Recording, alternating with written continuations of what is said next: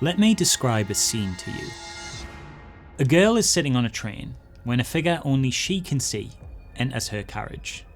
This man wears a dark, dirty, hooded raincoat, entangled with what looks like sharp brambles.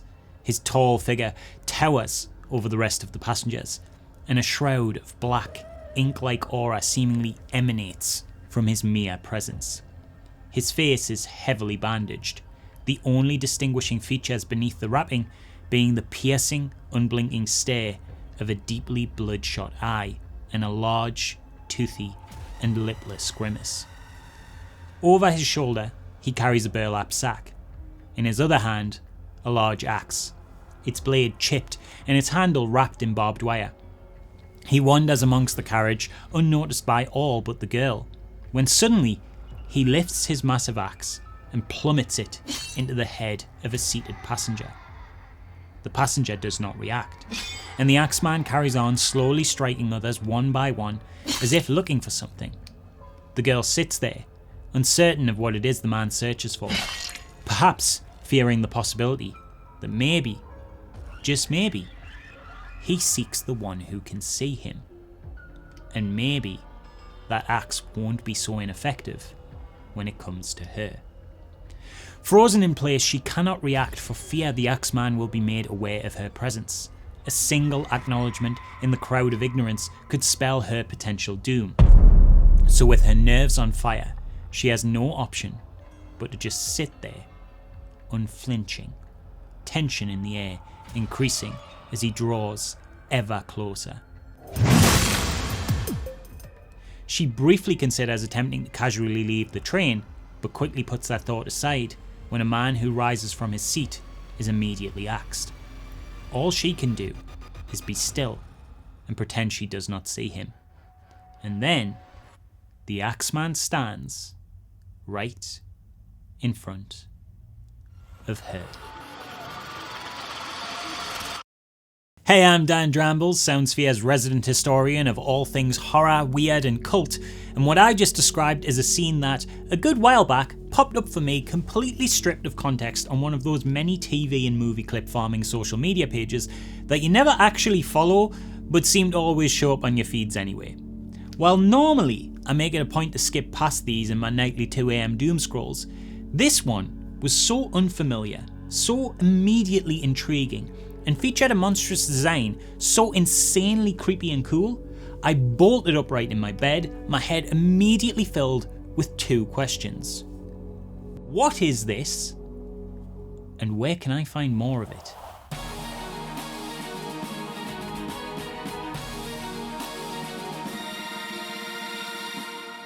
I later learned this clip in question was from an anime called Mieruko-chan, a horror comedy adapted from a manga series by mangaka Tomoki Izumi, about a young girl with the uncomfortable ability to see various spirits that haunt her and everyone around her as she tries her best to ignore this daily onslaught of nightmarish terrors in order to live a normal life.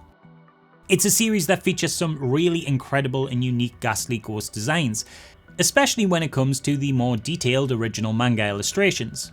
And while it wasn't exactly what I was expecting from that first out of context scene, what with it being a comedy as much as it was a horror, it was a clip that set in motion the domino effect that led to this very video, tickling a part of my brain that reignited an obsession with the world of the creepy, the unsettling, and the disturbing, but as told through the medium of animation. A deep fascination that once awoke in me when I had unsupervised internet access as a Sonic the Hedgehog obsessed kid in the days of Flash cartoons and stumbled into the world of Tales doll creepypastas, communal made urban legend horror stories about a minor unlockable character from a Sonic the Hedgehog spin-off racing game. An act which culminated in me having consistent nightmares about this animation you are now seeing. Dear God, the hold this visual had on me was second to none. This interest in the darker side of moving drawings would continue throughout my childhood, manifesting in a young me always gravitating to the darker cartoons and Disney outings, pouring with inquisitive curiosity over every moment these usually child-friendly images would twist and contort into something that felt dangerous. a curiosity which would resurface with me now as a horror-obsessed adult, ready to dive deep into the world of creepy animated creations, and really explore the macabre side of this magnificent medium. There was just one problem. Where is all of this stuff? I think there's a perception that animated horror, outside of a few bad horror anime and horror-themed children's films, simply doesn't exist. I find it quite fascinating that there's seemingly such a disconnect between the world of horror and animation. Generally speaking, you could ask almost anyone on the street, what's your favourite horror film? And if they watch horror, they'll definitely have an answer. Equally, if you ask people, what's your favourite animated film? Chances are most people can at least name drop a Disney affair. But if you put a lot of people on the spot and ask, what's your favourite animated horror? I'd be willing to bet you get a lot of confused pauses. I understand where this comes from to an extent. There's not a lot of this stuff right at the forefront of mainstream entertainment, and part of me thinks this is down to a couple of misconceptions. It's often thought, incorrectly, that animation is just for children, and it's also thought, I'd argue also incorrectly, that horror is not for kids. Ergo, when you get a cultural crossover of these two deeply wrong ideas, well then there isn't exactly many studios tripping over themselves to fund some huge theatrical release animated horror. On top of that, there's also this perception that no one is scared of a drawing, which I get. Animation often works so hard to look visually appealing, and horror doesn't really work in the world of visual appeal so much as whatever the opposite of that is. A great horror image is one that often has the power to make you look away from the screen, and those kind of pictures are not the ones you associate with the shine and gloss of slickly produced modern animation techniques. Yet, when you look at all those mountains of Reddit posts and YouTube videos about disturbing children's media that scarred you, you know the ones, the nightmare fuel conversations. There's literally countless counterexamples that come up again and again and again. People referencing how scared they were of the Slab episode in Courage the Cowardly Dog, the shoe dip and the crazy eyes in Who Framed Roger Rabbit,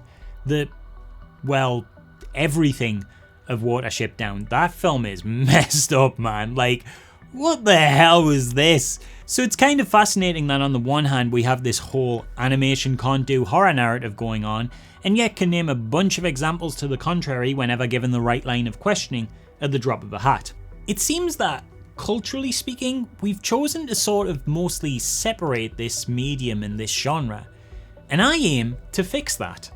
This video is my love letter to this too often overlooked world, one that will hopefully, through decades of examples, both old and new, studio and independent, little moments and big features, will go through the entire history and landscape of animated horror, showcasing that not only is there more animated horror out there than you could ever have imagined, but also spotlighting with analysis how animation is an excellent vehicle through which to deliver horror art that is capable of producing unique, memorable, and standout horror, the likes of which cannot be captured by any other artistic medium. So, without further ado, let's kick this thing off by starting at the very beginning. Because if you'll allow me a little history lesson, you'll find the very roots of animation itself are actually intimately tied into the world of horror.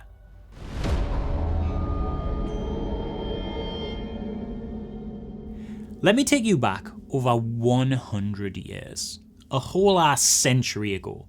What you are looking at right now is director Émile Cole's 1908 French film Phantasmagorie, which has the distinguished credential of being what many believe to be the first ever animated cartoon. Though technically preceded in 1900 by the trick film The Enchanted Drawing, which featured the first animated sequences recorded on standard film through primitive stop motion, and also by Humorous Phases of Funny Faces in 1906, which used live action chalkboard sequences combined with early stop motion and cutout animation, Phantasmagorie is the first film to ever use traditional hand-drawn animation in a manner similar to how we understand it today. Besides some brief character introductions in the film where we see a couple of characters drawn in real time, each frame of the film was drawn onto paper and then photographed and sequenced to create the illusion of movement. This short, just shy of 2 minutes in length, is the literal origin of the modern moving animated image. And while this strange little dreamlike stream of consciousness series of stickman adventures might not be overtly horror, the inspiration and title for the piece come from phantasmagoria. No, not the 1995 FMV game by Roberta Williams, but a form of horror ghost theatre in which early types of projectors known as magic lanterns were used to project frightening imagery onto screens to the delight and disgust of their viewers. The entire history of animation as we know it, from Mickey Mouse and Astro Boy to Steven Universe and Studio Ghibli, can all in some way be traced back to this horror medium inspired little cartoon. Animation, at its very inception, has horror baked into its roots. And it's not like it stops after those really early days. If we go a little further along in our timeline to the work of a small little company you might have heard of known as Disney, then in 1937 we get to the very first full-length feature ever animated in the United States, as well as the very first ever in the world animated using traditional cell animation in Snow White. And I know you're probably thinking, okay, but that's not a horror movie. And you'd be correct. It is not. But my god, does it employ strong horror imagery. The dark forest scene alone employs a great deal of cinematic technique to communicate a strong sense of horror. The contrast between the colourful and bright Snow White and the darkness of her backgrounds adds to the sense of the princess not belonging in this world, giving a greater sense of danger and otherworldliness to the environment, while shots vary between tighter, more claustrophobic framing that makes the forest feel like it's closing in on her, and then these much wider establishing images exaggerate how small she is in comparison to the overwhelming scale of her environment. The way the forest seems to contort around Miss White as branches morph into lecherous grabbing hands impeding her escape, trees twist into leering faces, and logs morph into hungry alligators, much to the princess's terror, along with the intense music, all communicate an environment that is actively hostile and terrifying, and no doubt was the first instance of nightmare fuel encountered by many of its child viewers. And sure, it's a scene targeted at children, but there's no denying the deliberate intent at evoking horror here. It's not even all that dissimilar to how gothic horror films like Robert Eggers' The Witch or the folk horror of David Bruckner's The Ritual would go on to employ imagery of forests to create a sense of foreboding darkness and sharp claustrophobic terror. These images are essentially all distant cousins of one another, connected by the horror tropes of the dark gothic fairy tale from some of the earliest instances of storytelling itself. And that's not to even mention the ample amounts of horror imagery elsewhere in the film, from the death-tinged skull of the poison apple, to the gothic depths of the Wicked Queen's castle, to the hideous transformation scene, which honestly isn't too dissimilar to something like the iconic American Werewolf in London transformation, albeit just executed with top-class animation instead of top-class practical effects. They are two sides of the same horror coin. Now, speaking of Disney and horror,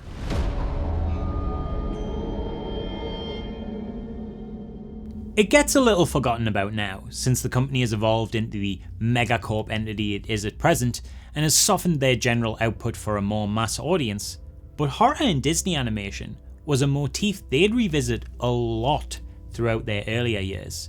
There's Chernobog from 1940's Fantasia, the bizarrely dark child trafficking subplot of the Pleasure Island donkey scene in the original Pinocchio, 1949's Headless Horseman segment in Ichabod and Mr. Toad, the cursed spindle of 1959's Sleeping Beauty and all of the imagery surrounding the villain Maleficent, the Horned King of 1985's The Black Cauldron. All are animated in such a way as to evoke traditional horror aesthetics in order to terrify young audiences. Later, we'd even see the mascot poster child for the company, Mickey Mouse, get his own original horror film in the 1995 short Runaway Brain, which is a really fun riff on the classic story of Frankenstein that firmly had its feet squarely planted in the world of classic horror with B-movie style imagery throughout, a plot revolving around the possession and corruption of the beloved mascot, as well as references to The Exorcist and King Kong. In fact, Runaway Brain is so full of horror imagery that despite it being nominated for an Academy Award, the more corporate Disney of the modern world seem borderline embarrassed by it. They haven't added it to their streaming catalogue, not even during the Halloween periods, and there's currently no modern physical release that exists outside of an old anthology DVD. God forbid Mickey ever be cool and interesting. Nevertheless, Disney were enough industry leaders that we'd still see plenty of this style of horror animation in major animated Western releases for a brief period, even from outside of the studio. Competitor DreamWorks released the exceptional Prince of Egypt, which didn't shy away from the horror implied in the original Bible story of Moses. The scene depicting the angel of death coming to claim the firstborn sons of the Egyptians is particularly haunting, with strong use of eerie sound design, deep blues and blacks, high intensity shadows, long, drawn out empty establishing shots to create tension, and a mixture of traditional animation with more 3D techniques to make the angel feel otherworldly as it goes home to home claiming the lives of the children. Amazing scene in an amazing film. Now, one of my personal favourite incidents of the Disney-esque traditional hand-drawn animated horror style to occur in a feature happens in the 1994 animated/live-action hybrid film The Pagemaster, an often forgotten flick these days that was poorly reviewed and a box office bomb during its release, but one that carries a huge amount of nostalgia for me personally. It's a movie in which an overly cautious Macaulay Culkin is transported into an animated world where he must learn to find self-confidence as he travels through literary classics and genres like they are levels in a video game. What's interesting for the purposes of this video is while on this quest, the film takes an extended journey into the world of horror fiction. One of Little Culkin's companions is even a personified book that represents the whole literary genre, who literally goes by the name Horror. And the film really ramps up in horror intensity during a segment where the party of this small child and his book friends step into the world of Dr. Jekyll and Mr. Hyde. Specifically, during this scene where the mild-mannered Dr. Jekyll contorts into the monstrous Mr. Hyde after drinking his green serum. Man, is it an incredible horror visual. I am sorry, maybe I'm clouded by my own childhood memories and nostalgia, but how this film reviewed as badly as it did is beyond me, because just look at this thing. This is absolutely gorgeous. Look at the way the lighting seamlessly transitions to these stark shadows and blue highlights as he knocks the drink back. The use of the glass and the fire to create this eerie green glow for the rest of the scene in a manner diegetic to the narrative. The unbelievably fluid motion and stunning use of impact frames as Jekyll explodes into his new form. I love the way the film slowly builds to the full reveal, casting Hyde first in silhouette, cutting to the other characters' reactions before the audience sees what they see, then teasing out small parts of the monster.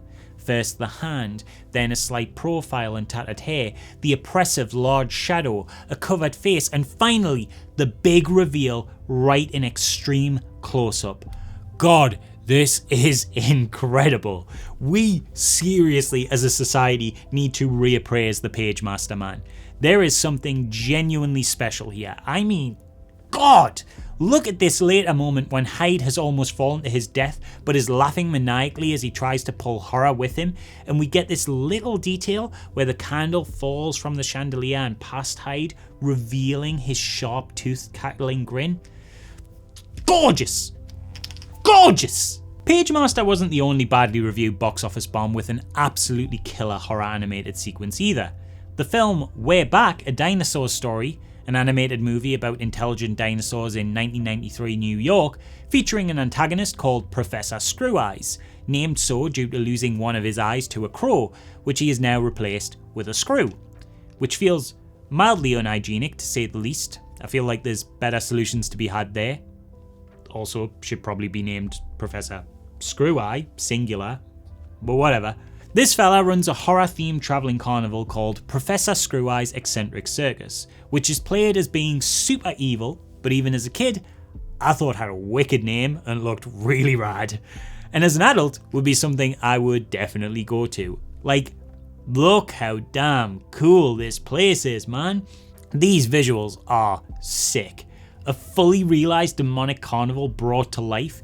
It's basically Universal's Halloween Horror Nights with the added excitement of an implied looming threat of death. That's wicked. Professor Screw Eyes himself is such a well-realised horror character too through his design and mannerisms, that if the film were more popular or better received, I could honestly have seen him becoming a bit of a horror icon. I mean, an eccentric old circus ringmaster with a strong sense of showmanship, a screw for an eye, and an obsession with fear and terror? That's some Pennywise adjacent shit. Hell, he was so scary that they even had to cut a fully animated and voiced scene in which he explains his backstory due to fears it may be a bit much for younger audiences. Which is insane to me, because the horror sequence I want to celebrate in this story is one that did make it in, and it is way darker. Right towards the end of the film, old Screw Eyes plans some nefarious evil scheme to make the dinosaurs scary again for his show, but is thwarted by the heroes who leave with their smart John Goodman voiced scaly friends, and Screw Eyes is left alone in the dark of his circus, where a bunch of crows show us why their collective noun is a murder, and straight up kill the guy.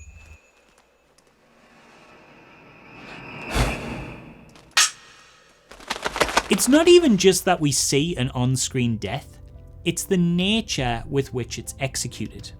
Once again, just like in Pagemaster, the animated lighting and shadows work wonders in evoking a sense of dread, but the real horror champion here is the quiet. I get very frightened myself. The crows could...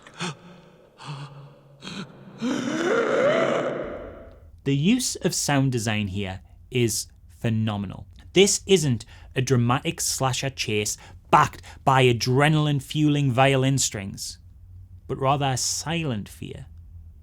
No music, just the ambient sounds of Screw Eye's monologue, of realising he is alone and terrified.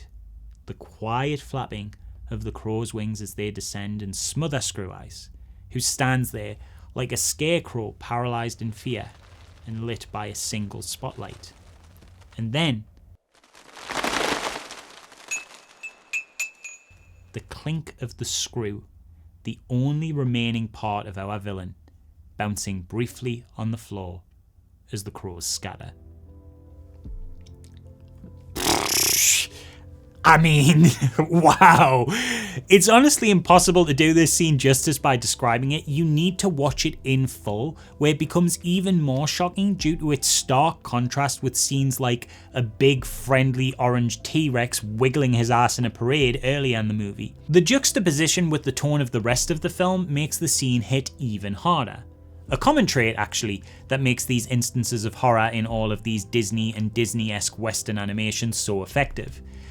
Now, I don't want to get too fixated on these two childhood favourite scenes and spend the rest of the video talking about them, though I could. But moving on, Don Bluth, one of the great masters of the traditional animated form, somewhat made an entire career out of this for a period, as his films of this era were also certainly no stranger to darker images, with the likes of the living but decomposing corpse of the wizard Rasputin in Anastasia, the bone cave of the Secret of Nim, I hate this spider, I hate it, why is it so detailed? Whatever the hell this monstrosity rat tank thing was from An American Tail, and of course the unforgettable sharp tooth attack of the first Land Before Time film, which employs great use of shadow and sharp angular environmental design, to the point that it almost gives the whole scene a vibe of the contorted horror imagery you'd associate with the German expressionist movement visuals found in titles like The Cabinet of Dr. Caligari. Yes, I did just draw a comparison point between the animated talking dinosaur movie Land Before Time and one of the major 20th century artistic movements that informed horror cinema as we know it, and damn it, I'd do it again. I mean, hell. Bluth had so little chill that he even animated cute, lovable dogs being tormented by demons in the fiery pits of hell in All Dogs Go to Heaven, something I already covered in my other video I did for Soundsphere on the complete history of hell in cinema, which you should totally watch after this one, link in the description for that at the end when you're finished here, just saying. So like, there's multiple examples here of effective, chilling, well-crafted horror in animation. And sure, all these examples in this section I've talked about are specifically utilised in children's media, but that doesn't undermine the point I'm making that horror can be effectively communicated and even enhanced in this medium. And this so far is me just looking at one specific era of feature filmmaking, and a very specific niche within that era of American-made Disney and Disney-esque style traditional frame-by-frame hand-drawn animated works made for children, which is such a tiny little microscopic sample of what this medium can offer. And I can guarantee you, kids media are not. These sequences have been someone's first cinematic scare. They are someone out there's most memorable instance of horror. They have had the capacity to terrify, enchant, and spark the nightmarish imaginations of their viewers just as effectively as any live action work. And I know this because we have recently seen at least one piece of nightmare art that these things have inspired.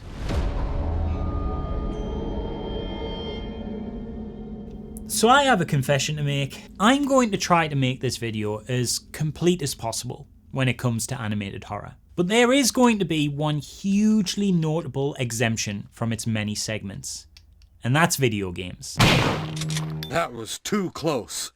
You were almost a Jill sandwich. You're right. It feels almost blasphemous to do a whole video on animated horror and not mention the medium that champions terrifying animated visuals the most consistently and arguably the most effectively. But you see, the thing is, if I start covering that, this video will just never end. And trust me, I know. Me and a couple of friends made an entire commercial documentary on the topic called Terabytes, The Evolution of Horror Gaming, that shot hundreds of hours of interviews with a cast of over 50 guests from literally all over the world, with the likes of game developers such as John Romero, composers and producers like Akira Yamaoka, indie darlings like Adolf and Dave Zemansky, and horror legends like John Carpenter, and the final edited doc ran for 5 episodes and over 6 hours in length. Honestly, we could have done 3 or 4 more seasons of it if we had the money. So if I were to cover how games use animated horror, I would, 1, be repeating a lot of stuff I've already covered in this documentary, and that stuff was straight from the original sources that created those horrors rather than some random ginger fella on YouTube's mouth. And 2, this video would never get finished. I'd still be working on it well into 2027, and let's be honest, it's not like it isn't a bit of a long boy already. That said, there is one game I am going to make an exception for and discuss here. Because not only is it one of my personal favourites of the year, but also it feels like the natural conclusion point to our little Disney-esque segment. And that is Chris Darrell's indie tribute to the darker side of traditional hand-drawn fairy tales by Sweet Carole. You only need to take one look at By Sweet Carole to immediately see its influences. It's an incredibly ambitious 2D adventure horror game created by a small team led by Chris Darrell, whose previous horror credits include the excellent Remothered series. The art style here is clearly meant to nostalgically evoke the classic hand-drawn animation of the Disney Renaissance era, and considering the small team and budget they had to work with compared to those pictures, they come incredibly close to capturing the look and feel of these classics, but they managed to transfer it into video game form. It's far more as well than just the interactive cutscenes of something like retro classics Dragon's Lair and Space Ace, with hand-drawn expressive sprites that you actually have full control over during gameplay.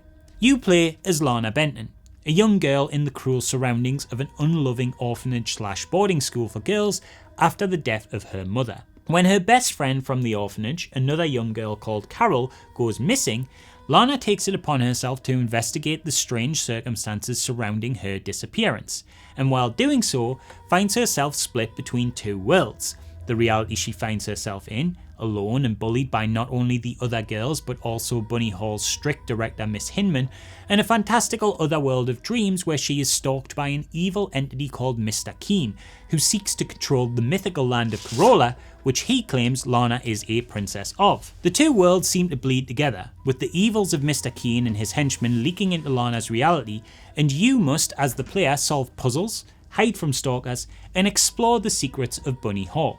The reason I want to highlight By Sweet Carole specifically in this video is that while it is a game, its horror comes almost entirely from these hand-drawn terrors. Though we've looked at plenty of Disney and Disney-esque moments at this point that roll into horror stylings, these are just moments, isolated segments of a bigger picture. The horror is a flavouring there, a spice in a larger soup, not the entire genre at play. By Sweet Carole, on the other hand, takes these moments and aggrandizes them to be the primary focus. I feel like Chris Darrell as a kid must have similarly found the terror I talked about in those classic films and really latched onto them, seeing the potential of this kind of storytelling has as a vehicle through which to deliver horror. And it's worked too, because honestly, By Sweet Carole is actually kinda scary. I'm not going to pretend it's the most frightening thing I've ever played in my life. As someone well versed in the world of scary video games, I'd argue it's on the tamer side of the spectrum, but I'm also not going to lie and say it didn't make me jump.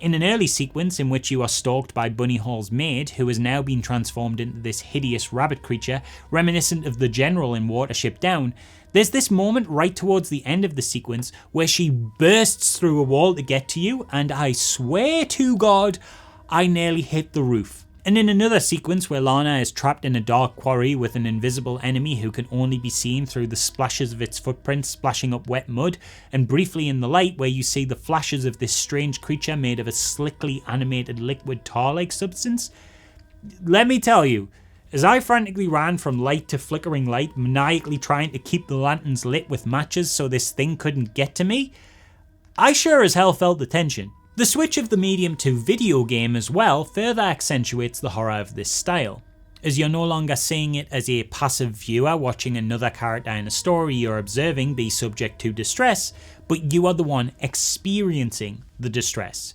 You are Lana. You are in the position of seeing how scary this experience is from the perspective of the person being subjected to it. To paraphrase something Will Biles, the director of video games Until Dawn and The Quarry, told me during his interview for the Terabytes documentary, in games, the action may be third person, but it's a first person emotional response. And that makes total sense, doesn't it? When you're playing Mario and a death occurs, no one playing ever goes, "Oh no, Mario died." They say, "Oh no, I died." There's a small severance of the barrier between player and medium that occurs through active participation. So, while observing By Sweet Carole's horrors here is one thing, you can probably imagine how these nightmarish drawings might be exacerbated when playing against them. It's a frightening image to watch someone hold their breath while hiding in the dark from a stalker with violent intent. It's another feeling entirely to be the one hiding. By Sweet Carole demonstrates just how effective the medium of traditional animation can be in communicating horror by making you a part of that horror. What I really love about this game though, is while this art style is undoubtedly charming and a solid hook that makes the game stand out in a uniquely marketable manner, it's more than just a gimmick, and actually melds seamlessly into the story it is trying to tell. Without giving too much spoilers, because I think this game has a genuinely tremendous third act that, I am not ashamed to admit, made me cry and should be experienced as blindly as possible, By Sweet Carole as a story delves into themes of not wanting to grow up, of refusing to let go of a happier past in the face of a dark future, of the harms of escapism through nostalgia. By using a specifically nostalgic art style, one associated with sweetness and childhood innocence, and then warping it into something dark and twisted, the game better communicates its message of the need to move on, of not burying yourself in a time that no longer exists and will never come back, of how looking back on the past can make you blind to the possibilities of the present. I know there is criticisms of some jankiness in this game, and I certainly have some of my own too, but to me, they barely matter. Because the emotional truth of the text I find to be so sincere, earnest and poignant. And it's a truth communicated specifically through its use of, say it with me now, animated horror. It is only through its fear we find its themes. So going back to this idea that drawings are incapable of exuding discomfort, I just find that to be demonstrably false. You only have to spend 10 seconds on any internet forum talking about this stuff to know these things have had a lasting impact on the psyches of audiences. And besides that, anyone who has come to the conclusion that drawings can't evoke horror has clearly never experienced the divine terror of what is known as the Junji Ito page turn. Speaking of Junji Ito,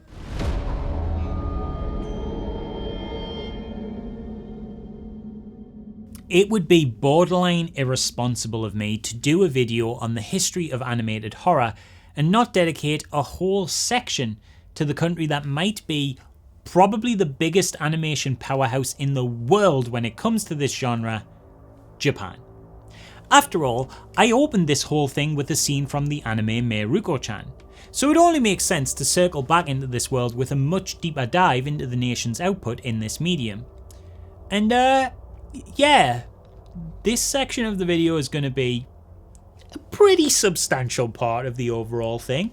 Now, I used the legendary Japanese manga artist Junji Ito as the bridge to get here, but truthfully, his work is actually where we start to see some of the limitations of the animated format. You see, for those of you unaware, the multi-Eisner Award-winning Junji Ito is potentially one of the most prestigious names in horror, with a body of incredible work spanning decades that has crafted some of the most iconic characters, chilling illustrations, and most amazing stories the genre has to offer. His works have been adapted into films, displayed in museums around the world, popped up in video games, and with such a strong and popular portfolio, you would think that we'd have gotten an amazing Junji Ito animated adaptation by now. After all, if animation is illustrations placed in sequences that convey the illusion of movement, and Ito, working in manga, is also working with sequences of illustrations, then we're already halfway there, right? I mean, clearly we've already had mountains of successful anime adaptations with frames ripped directly from the source material of their manga, so this should be an absolute no-brainer. And yet, Ito anime adaptations have just never worked. Well, except for a slight caveat we'll get to, and while there's a few reasons for that and each adaptation has its own unique problems, the primary issue is that one of the things that makes Ito's work so compelling is the level of incredible detail offered within his depictions of horror. Ito often works in the world of cosmic and body horror, and offers up imagery so grotesque yet surreally beautiful that one of the things he is most famous for is the aforementioned Junji Ito page turn. An example of him using the strengths of the format he works in brilliantly by having the tension in a narrative build across pages before crescendoing in a page turn that often does away with the panelling structure of the rest of the story, instead slapping you in the face with a full or sometimes even double page illustration of some perfectly rendered nightmare. For lack of a better analogy, it's like the paper equivalent of an incredible jump scare, and Ito is an absolute wizard at it. But therein kind of lies the problem. You see, Ito is a master of the craft, with a distinct and unique art style that he has perfected over years of practice, allowing him to create with nothing more than black ink on white paper some of the most intricate works of horror imagery ever seen. With the format he is working in, Ito can spend basically as long as he needs on a single page. This Reddit post I found, but unfortunately couldn't verify the source of, even suggested that once in an interview, Ito has said he'd sometimes spend multiple days on a single panel, with a whole day sometimes dedicated just to the inking process that occurs after the initial illustration is finished. And while I can't find the interview this person is referencing, I think we can fairly safely say that Ito's images are laboured over for some time just by, well, using our fucking eyes, because look at them! Now when it comes to 2D animation, you can't afford such a luxury, and shortcuts must be taken. Anime has different workflows, different budgets to work with, different deadlines, different artists and teams. Without getting into nitty-gritty explanations of what it means to animate on 1s, 2s, 3s or 4s, I'll just say, generally speaking, you are needing to make a lot of images to display on screen for every second your production runs, sometimes requiring 24 unique illustrations to display in a sequence for just a single solitary second of screen time. While under the tight deadlines of the anime industry, you simply cannot make an image as detailed and intricate as this or this or this for every frame of an animation. It would simply take too long. So instead, this becomes this, or this becomes this, or this becomes this. Though colour and movement may be added, details are simplified, and what at one point was the horrifying payoff to tense build-up now kind of lands as an anti-climax. The digital rendering giving a degree of shine and cleanliness to what was once grotesque. The high contrast from the stark inks that once created a sense of depth that leapt from the page are dulled into the colours and lack of harsh blacks, softening the narrative blow. It's no fault of the animators, of course. As far as jobs go, it's a borderline unworkable task. It'd be like giving someone those highly detailed illustrations you see on Magic the Gathering cards and saying, make that move flawlessly. The intricacy just isn't achievable in the medium of the moving image. Even when it looked like animators had managed the impossible with the anime adaptation of Uzumaki, a cosmic horror story about a town haunted by the abstract concept of spirals, trust me, it's actually amazing and way better than that sounds, the series unfortunately only ended up proving the point of how the medium has some severe limitations when it comes to crafting this kind of horror. The first teaser for the series dropped in 2019, and even from this early look it felt like something special, with its decision to keep the adaptation in black and white to closer align with the source material's aesthetic, and a fluid, uncanny quality to that animation that looked beautifully surreal and very much in line with the vision Ito had once put forward. It really felt like something revolutionary, like we were, for the very first time, seeing Ito's manga coming to life in a way that had never been executed before. With the anime due to release in 2020, fans were excited to finally receive a faithful adaptation that captured the spirit of one of the great masters of horror's finest work. And then 2020 came, and it got delayed, and then it got delayed again, and again. 5 years after we first saw it, and 4 years after it was supposed to release, the first episode of Uzumaki finally debuted in 2024, and it was spectacular. Oh my god, it was amazing. The delays had undoubtedly been worth it. It might have taken 4 years longer than expected, but the team behind this adaptation had managed to craft something that truly captured the soul of Uzumaki, a thrilling, surreal and visually grotesque masterpiece in motion. It genuinely felt too good to be true. And it turns out it was. Because although the first episode looked like this, the 3 episodes that followed did not.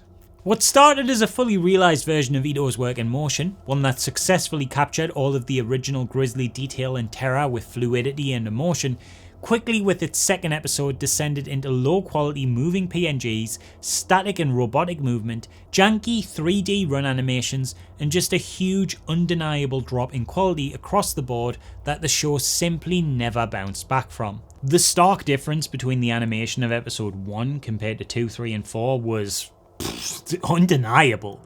It felt like an entirely different show. And sure, there's probably a lot of reasons for this. The series did have to restructure through the pandemic. Supposedly it was a nightmare production that saw the project be switched between multiple studios, and if you believe the words of producer Jason DeMarco, some unnamed person or persons screwed them over, which, reading between the lines, I personally take to mean someone at the top made the decision to try and cheap out on the project after all of the delays and high costs of the first episode.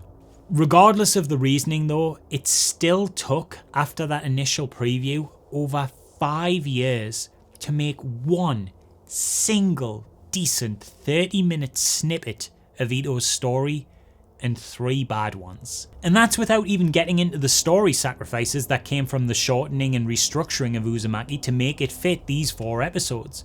Presumably done so, as even from early in pre-production, they knew that any more episodes than that at the quality the story deserved would be an insurmountable task.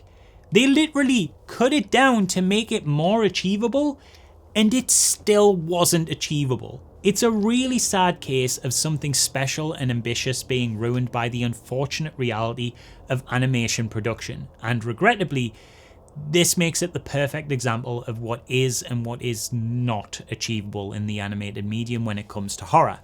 And just to be clear, if you're wondering how this missed the mark so much when I've already showed such impressive and fluid horror animation in the previous Disney and Disney adjacent section of this video, you have to understand that those segments were often no more than a couple of minutes long and had the backing of a feature film budget to work with.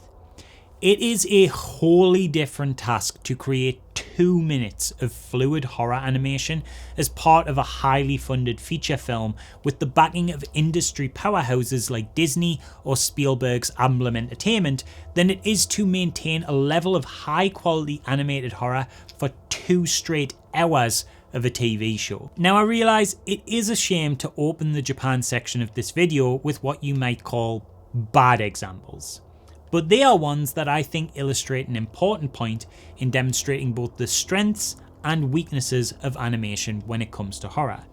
However, that's not to say there isn't excellent horror animation that came from the country when animators were given the freedom, creativity and budget to play to the medium's strengths, which brings us to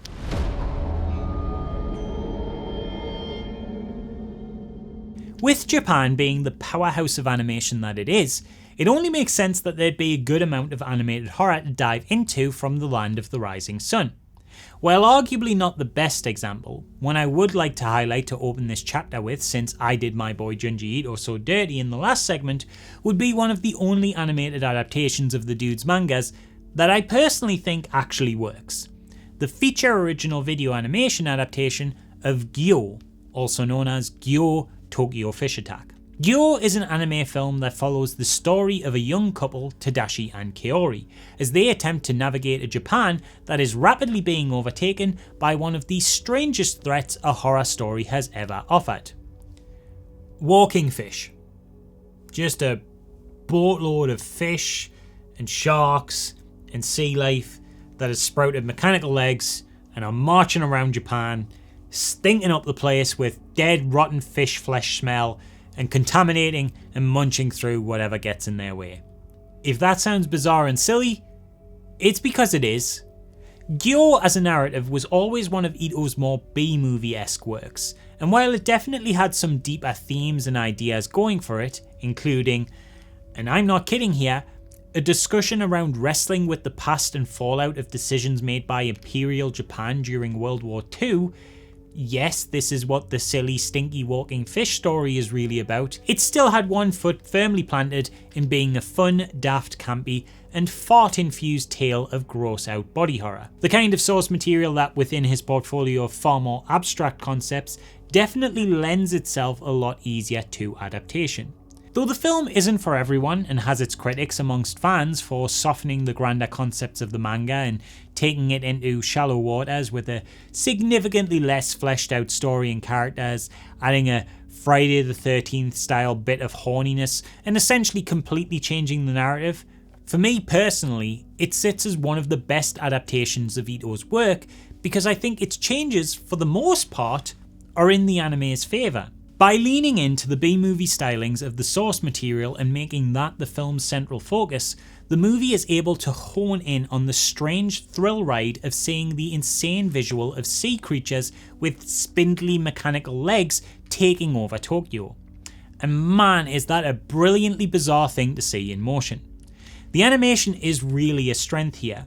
Though obviously not as detailed as the original illustrations for reasons already explained, seeing sharks and fish scuttle like spiders is just a phenomenally compelling image, and the animation plays into the surrealness by often depicting the creatures with this odd, uncanny 3D effect that may have been an animation shortcut to assist with production, but actually only aids in creating discomfort in the visual, putting the monstrous walking fish corpses in sharp contrast with the smooth, colourful animation of the world around them, making them truly feel like they cannot and should not be a thing that exists in this world, and yet, here they are.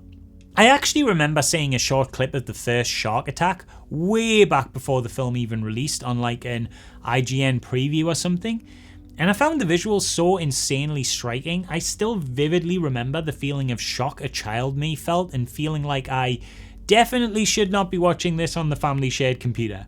It might be silly, it might be camp, but it's also genuinely creepy and repulsive. And for me, oversimplifications of the original narrative aside, that use of contrast in animation and the depiction of movement and repulsive violence actually make this adaptation well worth a look at. Kyo is not isolated either in its animated depiction of the beautifully grotesque.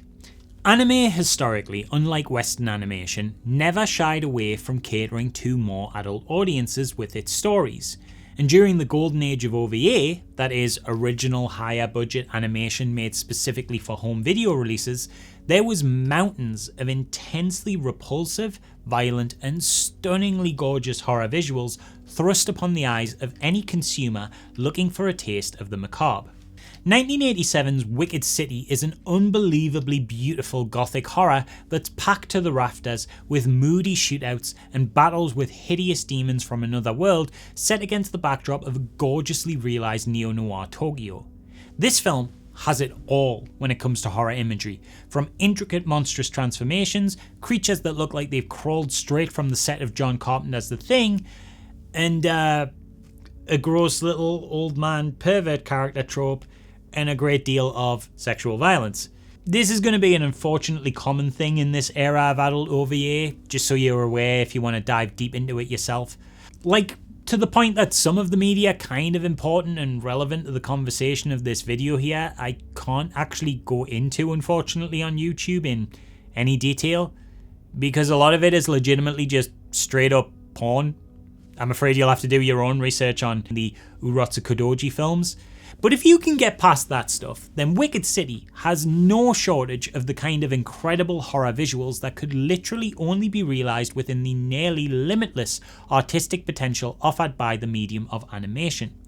Simply put, while live action has its strengths, there is simply no way to make images like these look this good with anything other than animation. Tears don't shine like this. Lighting doesn't glow like this. People don't move like this. But through animation, they can. And that allows artists to achieve new kinds of horror never before seen and unable to be replicated in any other format. 1987 Japan also similarly gave us Lily CAT, or Lilycat, a bizarre little cosmic horror that was basically a send-up of Alien and The Thing, but built to a strange plot that involved a sinister mechanical cat in amongst all of its classic sci-fi horror homages. It's a real odd mishmash of ideas and inspirations, but one thing it excels at is once again depicting the kind of body horror that simply wouldn't be replicable in any other format, especially not with the filmmaking limitations of 1987. Weirdly, Lilycat wasn't the only horror anime to rip off Aliens to release. Hell, it wasn't even the only one that came out in 1987, as Japan also brought viewers Hell Target, billed on its VHS cover as sci-fi psycho horror animation. So you know from the word psycho there's gonna be some juicy looking grotesqueness in there. This one isn't great by any means and it's hard to get a solid quality rip, but despite its derivative story and uninspired characters, it still manages to have some of that incredible 80s anime magic and features some pretty mesmerizing and graphic hand-drawn kill sequences that make it worth watching. We're talking real meticulously crafted goopiness here. And I think it's a testament to the medium's strengths and the talent of the artists that craft these films that even in a poor rip of a pretty milquetoast sci-fi affair like this, you could still see the kind of masterful body horror only possible in animation. In fact, there's literally tons of body horror stuff from OVAs in this 80s and 90s era when this type of release was at its peak. Too much to even list, really. And if I went in depth with all of them, we'd be here all day. There's Biohunter, Demon City Shinjuku, Noroi no One Piece, Doomed Megalopolis, the first adaptation of Vampire Hunter, Root Search, Mermaid Forest, Mermaid Scar, Devilman, Violence Jack, and just countless others. Mountains of dark fantasy and sci-fi horror that use animation to depict the body twisting and contorting and being subjected to levels of fantastical graphic violence otherwise unimaginable. It makes perfect sense that it was so common in Japan for animation to depict such a level of grotesquerie in this period, as without the hang-up of feeling like they had to target these materials at a younger audience, no censorship required to meet television standards of the time, and early examples of this stuff proving such material could be a commercial success in their country and even achieve global export status, combined with the overwhelming freedom that animation allowed for in depicting complex fantasy and sci-fi worlds that, in the format of live action, would take serious financial backing to achieve, creators were able to, through nothing more than their team's skill with a pencil, bring to life the kind of grisly images we'd never seen before in worlds we otherwise couldn't afford to imagine.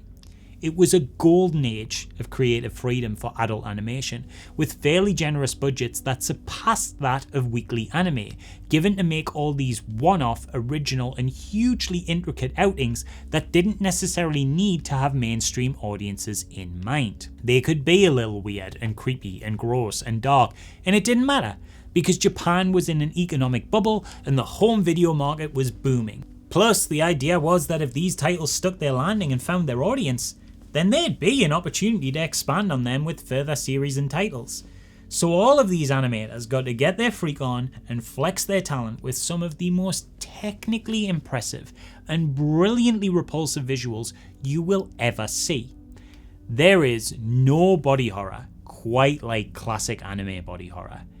Frame by frame, hand-drawn animation done by the kind of masters of the craft that Japanese animation studios cultivate allows for a level of detail and creativity that just can't be matched anywhere else. Hell, even if we move out of the world of OVA specifically, you can see this creativity in body horror through even some of the most seminal pieces of work in the medium that the country ever put out. You might have heard of a small little film called Akira, an animated cyberpunk masterpiece that influenced thousands upon thousands of filmmakers, widely regarded as one of the single most revolutionary pieces of cinema ever put to screens, and a huge factor in the popularization of anime as an art form on a global scale. Yeah, that thing. Have you watched it recently?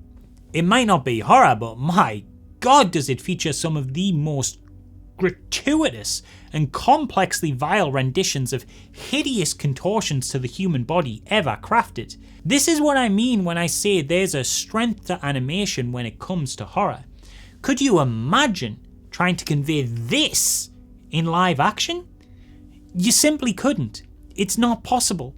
If there ever is a live action remake of this film, and touch wood, let's hope we never receive anything so cursed, I guarantee that if they replicate this bit, regardless of the film billing itself as live action, they'd literally just have to come full circle and animate it anyway through CG.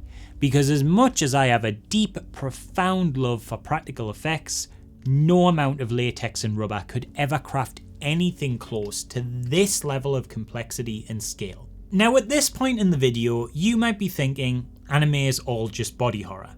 And that's fair. Because with the exception of Gyo, which even still has a fair bit of that, that's kind of the only examples of horror I've really leaned into so far with these anime pulls. But there's actually a lot of incredible horror anime out there. Some of it, if you're a fan of anime already, you're probably even intimately familiar with. You maybe just haven't really been thinking of it as horror. You fool. You silly Billy. There's a common notion that horror anime kinda sucks, because stuff like the Junji Ito adaptations kind of suck. But that's because everyone is looking through this incredibly narrow lens of horror equals scary. And I will admit, there's not much scary anime out there. There are some, which we'll get to, but not a lot. But while anime isn't scary may be true a fair amount of time, personally, I think that's a really reductive view of what horror is and what it can be. Without delving into this idea too much, because honestly, this discussion could be a whole separate video if I really got into it, I think while horror can be really effective in eliciting earnest feelings of shock and terror, and that is genuinely one of the genre's strengths that's worth celebrating, horror as a form is more to me a genre within storytelling that seeks to magnify the darker aspects of its narrative. If a horror film scares you on first viewing but doesn't on the third or fourth, it doesn't suddenly stop becoming a horror film. Dracula hasn't suddenly stopped becoming horror fiction because we live in an age that's unlikely to jump in fright at it after decades of becoming familiar with its tropes and visuals has softened its ability to cause discomfort in audiences. Even when not scary, the stories found within horror fiction have a value as horror through their narrative darkness, their willingness to tread into subjects and themes that other genres shy away from, their depictions of monsters and violence and ideas that simply cannot be categorized in any other way. Hell, we have horror comedies now, and frankly, have done for a long time. This very video opened with what I consider to be a genuinely pretty chilling moment in a series that's primary goal is to make its viewers laugh. Does knowing that that's the intent of the text somehow change your opinion of that scene? Is it no longer horror because you know the rest of the show has jokes in it? I certainly don't think so. And so, when we put aside this notion that horror solely exists to scare, a whole parade of horror anime becomes apparent to us, a lot of which are even considered pretty landmark titles. Hellsing and Hellsing Ultimate use the visual aesthetics of gothic horror to deliver a violent, stylish and moody action saga of over-the-top bloody mayhem featuring vampires, Nazis, Nazi vampires, and all manner of sadistic violence and gunplay. The horror skin is not simply a superficial dressing over what would otherwise be a standard action show, but rather is integral in contextualizing the level of violence and supernatural abilities that bleed into the action set pieces and the more sadistic nature of the characters on display. Actually, to be honest, there are tons of action anime that use horror aesthetics, to the point I can't go super in on all of them or we'd be here all day, but just to quickfire run you through a few. You have Parasite, which twists the human body into hideous alien monstrosities to tell a kind of The Thing meets Invasion of the Body Snatchers buddy cop tale, where the buddies are a young high school student and the parasitic alien possessing his hand, who team up to fight other alien invaders.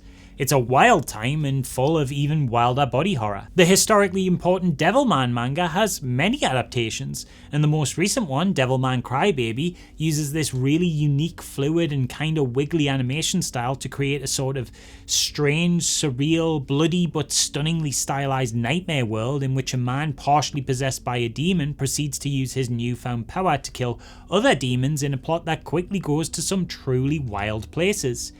Dead Man Wonderland opens its plot on a real creepy set piece with a young school kid being framed for a horrific and terrifying classroom massacre that pulls absolutely no punches and sees him sentenced to death at a kind of twisted Mr. Beast meets Disneyland meets Squid Games theme park where prisoners must compete for their lives. This eventually spirals somehow into superhero style showdowns with characters manipulating their own blood to fight life or death battles. Tokyo Ghoul is a dark fantasy set in a world where ghouls walk among us. That is to say, these things that are kind of like the midpoint between vampires and zombies.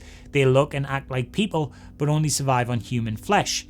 It manages to use its horror to tell a story about humanity when, after a dodgy date with a seemingly human interested young lady, protagonist Kaneki gets himself turned into a half-ghoul, requiring him to munch on a person or two while navigating a new life of both fitting into and feeling like an imposter in two oppositional societies. Vampire Hunter D Bloodlust is a gothic horror anime movie adapted from the Vampire Hunter light novels that tells the story of a post-apocalyptic world in which a half-human, half-vampire with a talking left hand, Weirdly, the second time I've mentioned a talking hand companion in this segment, takes on a job for a nobleman to return his daughter who was abducted in the night by a vampire.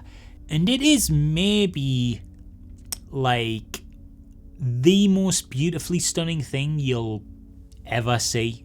This is one that really shows off the capability of horror aesthetics in animation, because I'm not even sure it's possible to craft a nuclear fallout dark fairy tale like world this stunning through any other medium. I won't go in too hard on this one because I've already actually done a whole video on it on my own channel, and I worry I'll be repeating myself, but let's just say, my god, the atmosphere is dripping off of this thing. Wow, whether it's through its immaculate action, moody world illustrations, thoughtful character and costume design, or gorgeous compositions, Bloodlust has an aura that is indescribable. What a beautiful movie. There's even more stuff to discuss here too, and I'm talking just more action stuff. But before we get too locked into just pointing out all of them, I'd like to speak to the other popular subgenre in which horror becomes a recurring motif in anime, and that's in the realm of mystery and psychological thriller. Once again, just like with the more action-heavy titles, there is so much of this stuff with strong horror flavouring that we're going to do some quick highlights before we delve a little deeper into things so you get the lay of the land first. Starting the transition to this topic with the less actiony and more mystery couple of titles that still have their fair share of swordplay and battles, Ayakashi Samurai Horror Tales and its spin-off Mononoke take horror into the world of centuries past, pitting the likes of samurais and medicine peddlers against yokai, the spirits of Japanese folklore. Interestingly, these titles don't really go for the traditional horror vibes of dark and moody, but rather bright and colourful, playing with art styles and Japanese aesthetics, with Mononoke in particular looking like the animators were briefed to have every single frame be a kaleidoscope of colours with a palette exclusively pulled from rainbows and skittles. Despite its bright presentation, this series handles some heavy stuff, with the slaying of folkloric spirits used as a vehicle through which to explore plotlines revolving around topics like abortion, incest, domestic abuse, and suicide.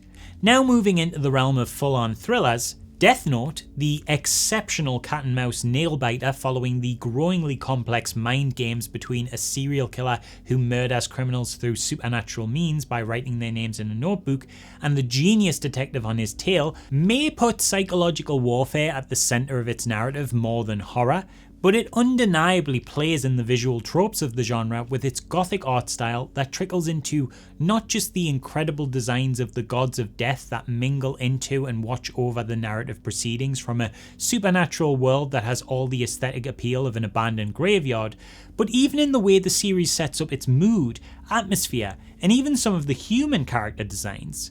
Protagonist Light will often delve into mad scientist levels of twisted cackling, and his later introduced accomplice Amane Misa is basically the walking embodiment of the goth aesthetic. A bit hot topic-y, sure, but when incorporated into a series which also features later reveals of old secret orphanages with classic Victorian English architecture and this moody ass horror lighting and anime openings that look like this and this, she accentuates the gothic horror mood that permeates this dark psychological series. For more psychological series, the show Monster is also worth putting under the lens of horror. Adapted from the manga by Naoki Urasawa, Monster is a twisty thriller following the interconnected lives of a sociopathic serial killer and the guilt-ridden and regretful surgeon who once saved this murderer when he almost died as a child. Though definitely more heavily in the thriller camp with its slow burn delivery, grounded plotting and stretches of interpersonal drama, the killer of this narrative and the prevalent feelings of danger surrounding his scenes definitely dip into the world of horror.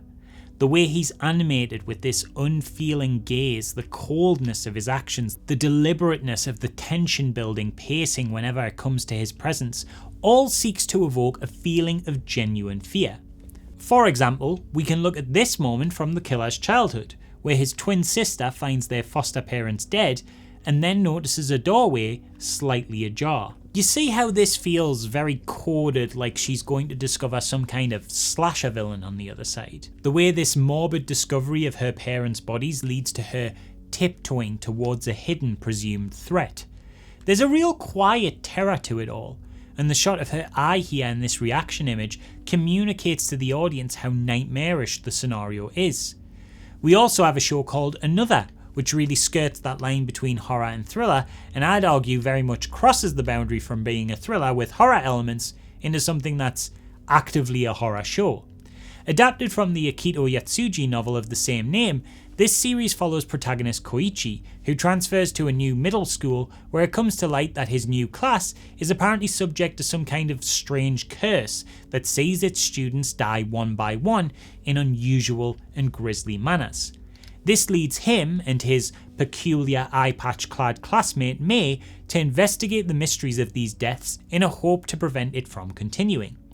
The horror in this series comes firstly very obviously from the copious graphic death scenes, which occur in a variety of morbid and violent manners akin to something like an animated Final Destination movie.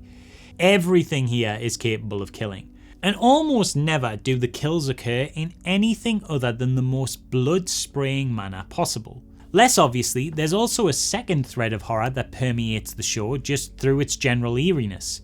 When not splattering you with red, there's this really disorienting dreamlike atmosphere to the whole presentation. The town Koichi finds himself in is filled with a quiet and ominous sense of dread, communicated mainly through its hazy visuals of these creepy porcelain dolls, a recurring motif that ties into the character of Mei and the doll store where she lives. Sometimes episodes will transition from scene to scene by inexplicably cutting to a quick shot of these pristine, lifeless figures, rendered even more uncomfortably serene, beautiful, and deeply uncanny through the medium of animation. Something that allows them to be strangely expressive even in their expressionlessness. It's a surreal creative choice and recurring setting that consistently lends a feeling of supernatural unease to the proceedings. Speaking of supernatural affairs, Shiki is yet another adaptation of a mystery horror novel, this time by Fuyumi Ono, about strange and unexplainable deaths hitting a small and quiet area of Japan. The way it uses its horror uniquely is again through a means of juxtaposition. Except unlike previous things we've discussed, it doesn't juxtapose the inherent beauty of animation with the darkness of horror, but rather instead juxtaposes one horror with another arguably darker horror. Without getting too spoilery here, in Shiki, the deaths that occur in the show are originally thought to be the result of some kind of health epidemic. However, as the narrative continues, it becomes obvious that this is not the work of any kind of illness, but rather that the area has been plagued with vampires, or as the anime calls them, Shiki.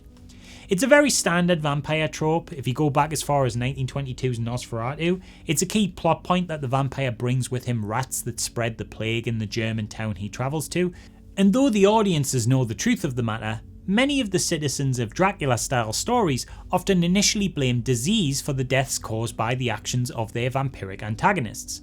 So with Shiki, you think you're getting this traditional narrative of a town slowly realising the nature of the deaths around them and fighting back against this invasive vampiric force. And that is what you get. Kind of. However, the juxtaposition comes into play with the reaction to the discovery of these supernatural forces. Initially, we see them through the perspective of the humans, and so we view them as a kind of two-dimensional, I suppose literally two-dimensional in this case, what with it being animated, evil force.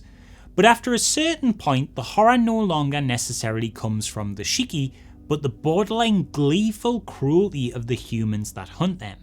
The animation is often used as a tool to communicate where in the narrative the audience's sympathies should lie, and it's never black and white. Yes, it's another narrative of, are humans the real monsters? That's a little overplayed these days, but it's one that's very effectively communicated through animation that conveys a real sense of terror in the eyes and faces of what we are initially led to believe are the monsters. Continuing into even more overt horror in anime, as in horror that straight up feels designed not just to give a visual flair or dark mood to a series or to spice up a thriller mystery, but that is an active part of the story included to cause discomfort, unsettle, and even legitimately scare its viewers, we have Yamishibai, Japanese Ghost Stories, an anthology show depicting various different myths and urban legends from Japanese history and folklore. What's particularly interesting about this effort is that it's one of the creepier anime series out there, and yet it uses an extremely minimalistic style when it comes to its animation,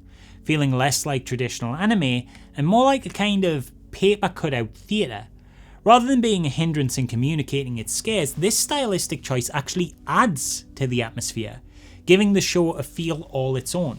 And the creators play to the format extremely cleverly, placing great emphasis on tone, performance, and sound design, which, when paired with an art style that is seemingly completely unique to this show and this show alone, crafts an effective feeling of strangeness that permeates its every episode.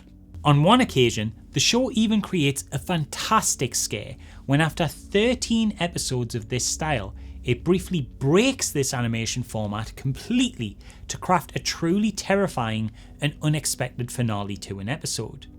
The fact that something this unique and at odds with the rest of the show only occurs 13 episodes deep shows a really intimate understanding of how to effectively wield your style in unexpected ways to evoke scares. There's also a lot of this very much intended and focused horror in plenty of anime that are actively not really considered to belong to the horror genre. The grinning naked giants who eat humans for pleasure that make up the antagonists of Attack on Titan, for example, have the capacity to be genuinely frightening. There's lots of moments in this show that are legitimately disturbing through their horror.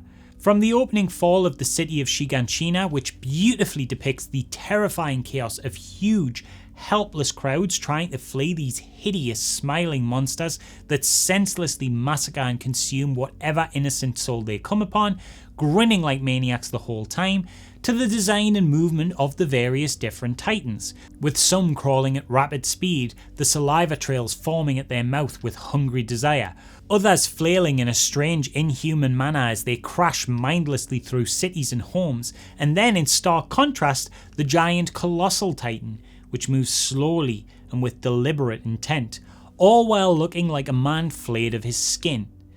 I know people who have been legitimately scared by this show, and I honestly don't blame them. Personally, I distinctly remember the horror of a small, often forgotten scene in episode 8 being particularly effective. In it, a group of cadets, the humans that fight back against the Titans, are trapped without the fuel they need to escape in a small elevator with Titans closing in on them, and their only chance at surviving involves blinding the Titans with muskets, which can only be done by letting the creatures get as close to them as possible to allow for a point-blank range shot.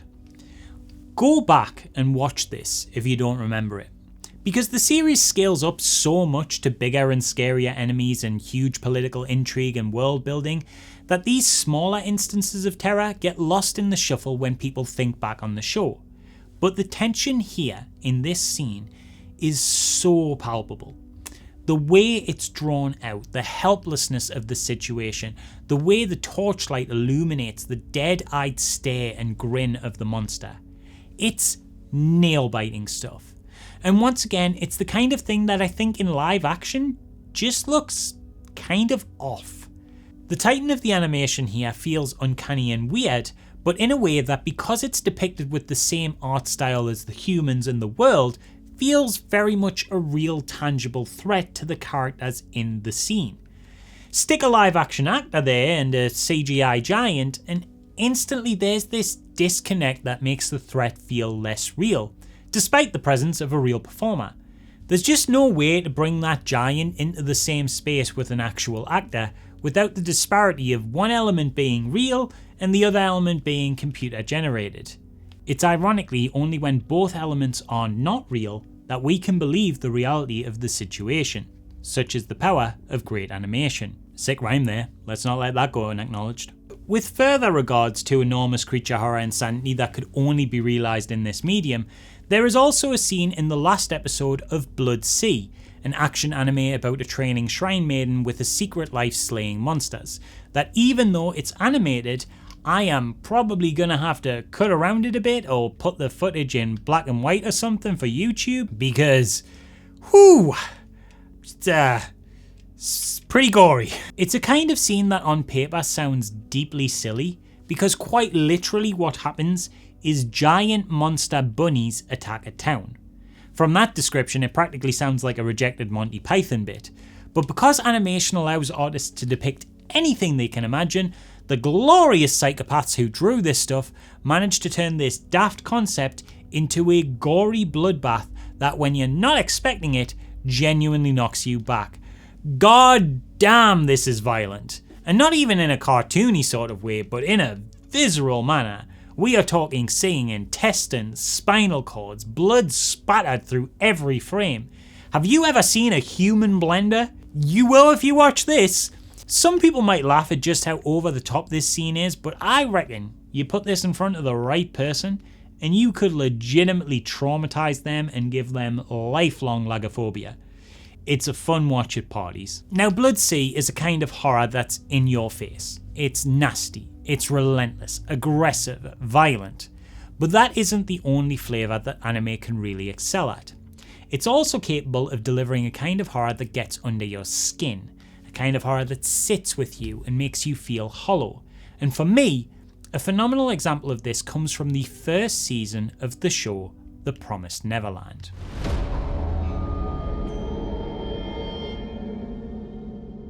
Now, if you've never seen The Promised Neverland at all, unfortunately, I've kind of already spoiled it a little bit by even mentioning its name in a video on animated horror, because Promised Neverland very intentionally presents itself like nothing of the sort. Somewhat significant episode 1 spoilers incoming for this one, so jump to this part of the video if that's something that bothers you. You see, when you begin the show, you're greeted to a borderline slice of life style story, following a happy little 11-year-old called Emma who lives at an orphanage called Gracefield House, where her and mountains of other children lead a joyful life full of play, all under the exceptional care of their loving mother figure, a maid called Isabella.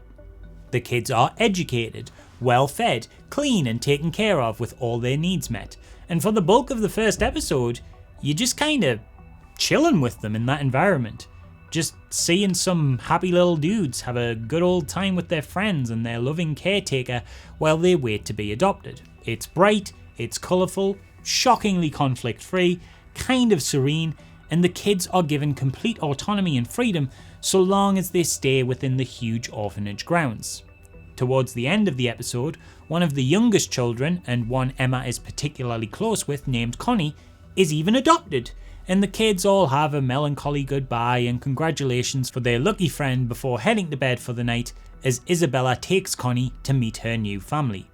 But Emma and her friend Norman notice that Connie has left her favourite stuffed toy, so they run to catch up with her before she leaves.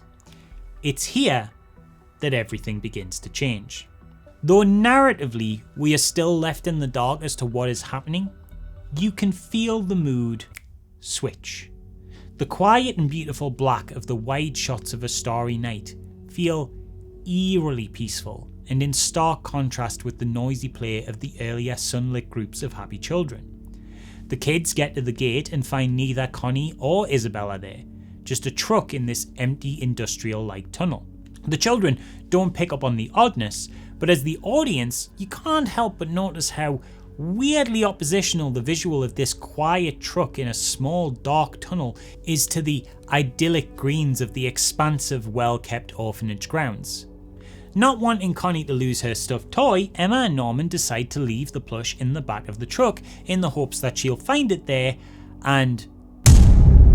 Oh my god. In an absolute gut punch of a moment, Connie, the cheery little girl we just saw not 5 minutes ago saying goodbye to her friends at the orphanage, is dead. The colour from her face now greyed and lifeless, her head rolled back, her once big bright smile a small pained downturned frown, her eyes locked forever in an open-gazed soul-numbing stare that seems to suggest that her final moments were filled with terror. It is at this moment the true nature of the orphanage is revealed. Gracefield House is not an orphanage. It is a farm. Now this series unfortunately has its problems in its second season, but this first season, and to get even more focused for a moment, this first episode is one of the most brilliantly chilling examples of animated horror I have ever seen. And I think it's one where I think its effectiveness is reliant on the power of animation. It is because of the animation that the series illustrators are able to create such stark contrast between this moment and everything that came before. Like Connie earlier in the episode is practically an artistic embodiment of cuteness and innocence. Her features seem literally designed to elicit "aww," and that's because they are. She's an exaggerated caricature of childhood innocence, and I mean caricature in a complimentary way. She evokes the idea of what we perceive the wonders of children to be, unburdened by reality. She can become not just a character, but a walking concept, an avatar that represents everything we think is good and youthful and sweet in kids.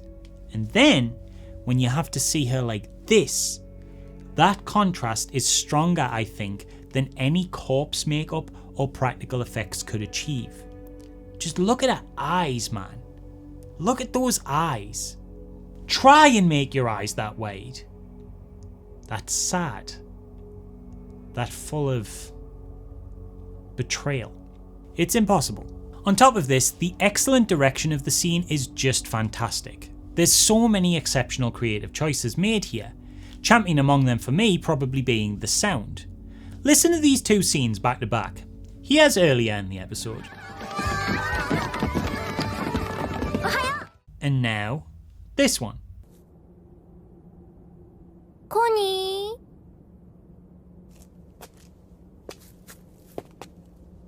It's so quiet. Discomfortingly so. You can feel in the air something bad is going to happen, and even when it does, the reveal is so shocking and so narratively painful that you still aren't ready for it.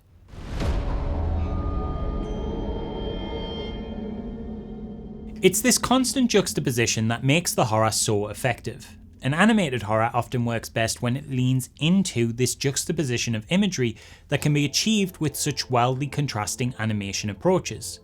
The animators of Promised Neverland understood this power fundamentally. You can accentuate the horror when it's put next to such beautiful animation, as those shocking moments stand out way more by comparison. There's a show called School Live that does a very similar thing, introducing us to a cutesy, colourful slice of life school anime with a ditzy girl and her friends, before rug pulling us into a darker world that reveals the zombie apocalypse has hit, and this school life she's imagining is just her way of mentally coping with the horror of the world's end. Personally, as a kid, I was always terrified of the moments in the shonen classic Dragon Ball Z where the villain Imperfect Cell comes onto the scene and starts stalking civilians like a slasher monster in order to consume their life. It just felt so at odds with the rest of the show I watched. You're following this fun action adventure of superheroic Goku and friends saving their worlds from these evil alien threats, and then out of nowhere they just drop an actual serial killer in the mix who you literally see slaughter terrified civilians in a grisly manner, and it's just like, whoa, you don't belong here! Sure, other villains had been sinister in the show before, but always in like an abstract, I will destroy everything sort of way. But when you ground Cell like this in the individualistic terror and suffering he causes, it makes the horror of it all much more palpable. Another bona fide shonen classic in One Piece also did this effectively too, but in the form of a whole ass movie. The directorial debut of Mamoru Hosoda, who would later go on to direct many excellent works, including what might be my personal favourite anime film ever in Summer Wars, oversaw the adventures of Captain Luffy and his pirate crew take a real turn for the dark in the film Baron Umatsuri and the Secret Island. Things start off fairly normal, with Luffy's adventurous nature seeing him enter his reluctant crew into a Baron's tournament of piratey games hosted on his private island, and hijinks ensue. However, a mystery begins to unfold and the narrative delves into a kind of cosmic horror visual tinged ghost story with heavy themes of grief. It's a seriously unexpected turn of events if you're used to the usual series tone, which does delve into the dramatic a lot, but never in such a sinister way. Under Hosoda's direction, the film even further contrasts this tonal shift by, just for this one film, fairly wildly departing from the standard One Piece art style with a more thin outlined aesthetic and less high contrast colour palette.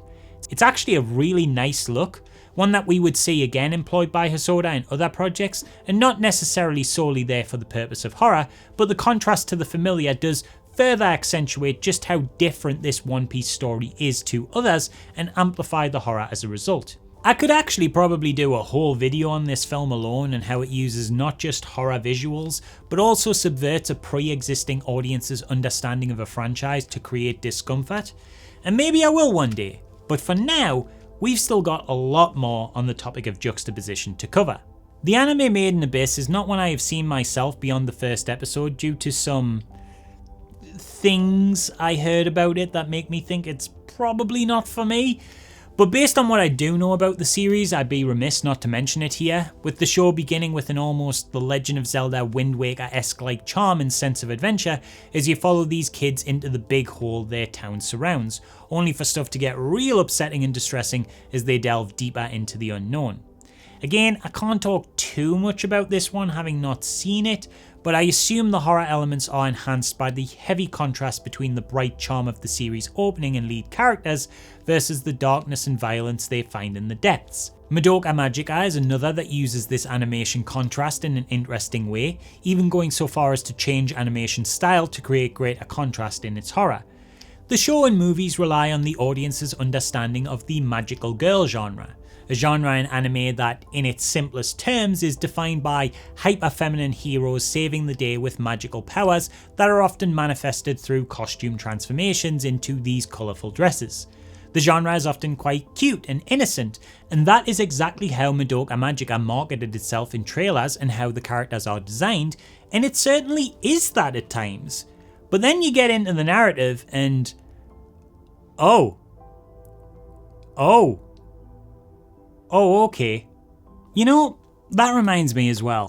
One of my favourite instances of horror in anything ever is actually another incident in an anime that relies heavily on the juxtaposition between the beautiful and the terrible.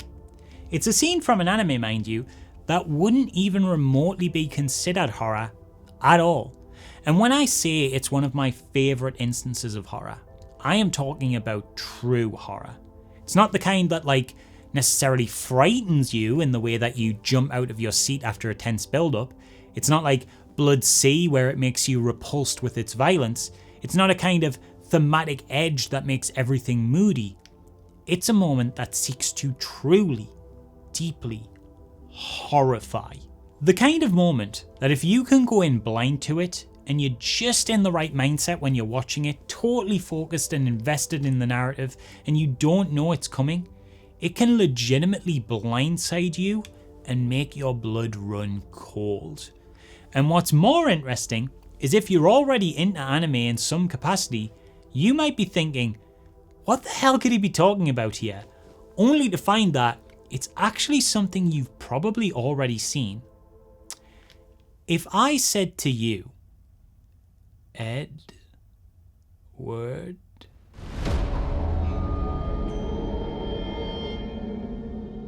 Fullmetal Alchemist and its 2009 more manga-aligned reboot series Fullmetal Alchemist Brotherhood have, in my genuine opinion, one of the most stomach-churning moments of horror I have ever seen. And much like a lot of the other examples, it's a moment that's enhanced by the things animation is capable of. For those of you not aware, Fullmetal Alchemist was a hugely popular shonen anime following the adventures of two brothers trying to restore their bodies after an alchemy ritual went wrong and took the arm of one and the body of the other. It's filled with high stakes action, a huge unique setting in a big expansive world, larger than life memorable characters, and all the things you'd come to expect from this kind of show. It has far more in common with the likes of Dragon Ball Z or, Avatar The Last Airbender more so than it does with anything horror. And yet, early in the show, there's a moment so spine-chilling that it formed a collective trauma bond for everyone who watched it. And I'm only kinda joking there, because I have genuinely seen the light fade from people's eyes upon reminding them of this scene. This shit is that potent. I'm going to focus specifically on Brotherhood's portrayal of the moment, because while I know there's debate about which version of the series is better, at least when it comes to the moment I'm referring to here, this is one instance where I do think Brotherhood has the stronger execution. I'll also say, this is another instance, like with Promised Neverland, where if you are bothered about spoilers and this is somehow still not something you've came across, you might want to skip this section of the video.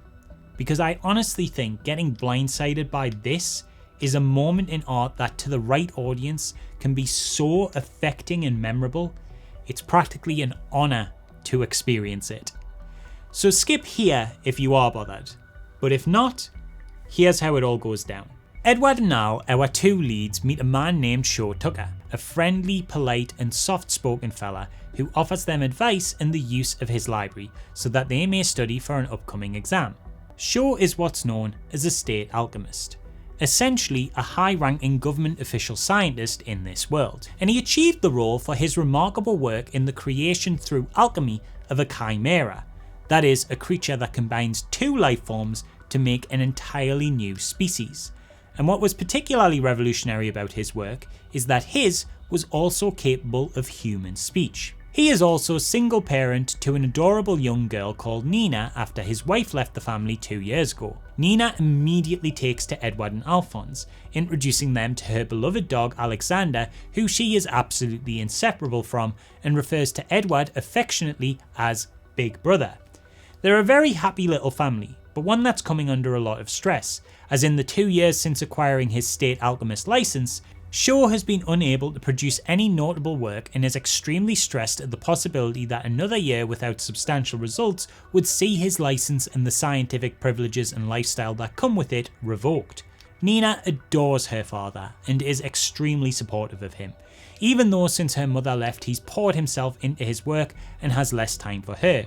But luckily, Tucker finally has a breakthrough and is able once more to create a chimera capable of human speech after failing to replicate the process he once revolutionized 2 years ago. Something is very wrong. In a dark room, Edward and Alphonse are introduced to the creature, a strange dog-like being. Sho proudly displays his achievement like a pet, getting it to call Edward by his name. At first, Edward is impressed and greets the creature with warmth, like one would a dog, seemingly not noticing how sad the thing looks, how empty, how hollow, how cold. There's something about the thing that feels ghoulish, a quiet suffering in the way it carries itself, unblinking, the way it struggles with the words. It stutters out his name a few more times and then, as if softly grabbing at some dormant memory, the creature utters, "Big Brother."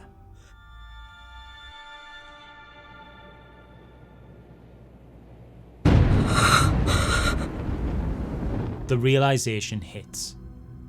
Edward asks Sho, "Where are Nina and Alexander?"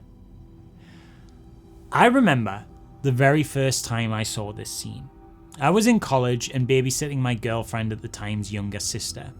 She was around 10 to 12, I think, and just getting into anime and watching all the big fighty superhero shonen stuff, and this was on Netflix and she wanted to give it a go, so I was like, yeah, why not? That's probably alright. Magic science fights and stuff, a little bit of violence here and there, but nothing she can't handle. She was so excited, just like jumping up and down for the first 3 episodes. But then episode 4 hit, and oh dear. The moment this scene began, I could see her kind of retreating into herself. I don't think she'd quite put 2 and 2 together yet, but I could tell the chimera, the music, the shadowy lighting that bathed the room in darkness, and that would have hid the creature's eyes were it not for its dead, white stare that seemed to pierce through the black, was making her very uncomfortable. And then, when it said Big Brother, the penny dropped, and I just vividly remember her turning to me in just complete horrified shock, her jaw literally agape and trembling. And I remember thinking, Oh, I should not be letting this child watch this. She is so gonna snitch on me to her mom and her sister. Oh, shit. And as the episode continued, with Edward attacking Shaw for his heinous crimes, only to be stopped by his brother and this chimera daughter who, despite her suffering and cruelty at his hands in the name of an obsessive, selfish and unethical pursuit of science, still loves her father so much she doesn't want to see him hurt. Oh my god, the weight of it all. Especially in the presence of the likely now traumatized child I was responsible for, genuinely made my stomach churn. Luckily, by the end of the episode, things don't get better. The creature is euthanized, and as the credits rolled, this little girl turned to me and just unblinking held herself and went, "I don't think I want to watch this anymore." And I was just like, that's fair. This moment is pure, unfiltered horror. Like, genuinely, as someone totally in love with this genre, it is some of the most effective horror I have ever seen, and I will die on this hill. Like, obviously narratively in the way that it is just such a cruel and unusual Shelley-esque betrayal inflicted upon this embodiment of innocence, but it's not just the plotting, but also the execution that is spine-chilling. The way the animators are able to adapt Hiromu Arakawa's original work with such discomforting technique is tremendous. The slow, pathetic stillness of the creature, that moment of realization in Edward's eyes, the chilling sadness and trembling fear in this close-up. The initial disarming quiet, then the sound design on the way the chimera is voiced with this low, struggling pain delivery, these cutaways to the glowing, watchful eyes and floating fetuses of Shaw's prior experiments as he monologues about the importance of scientific advancement above all. Al kneeling down and stroking the chimera gently in a sorry attempt at comfort, apologising to Nina and Alexander, knowing there's no way back to them, as the creature limply asks them to stay and play the way the brothers once played with Nina. It's like a lot, man. It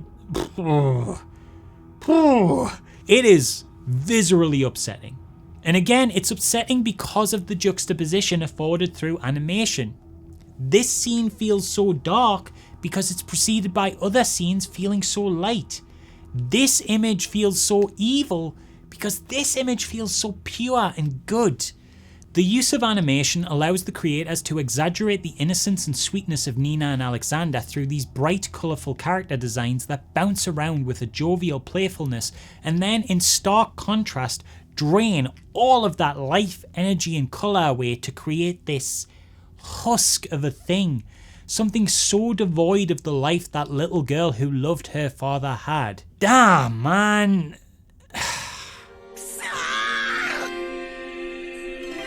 So we've discussed a fair bit of anime horror now, and honestly, there's still a fair few shows and films I could make mention to.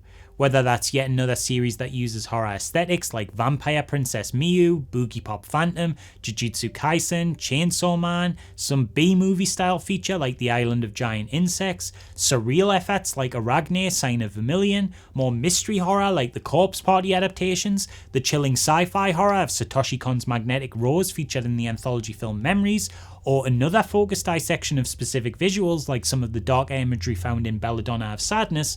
The fact of the matter is, I'm just one dude, and to be quite frank, there simply isn't enough time in the world to really dive into everything here. And yes, I am aware before people say I haven't covered one extremely controversial title about a freak show circus, and I would have liked to purely for the sake of historical relevance.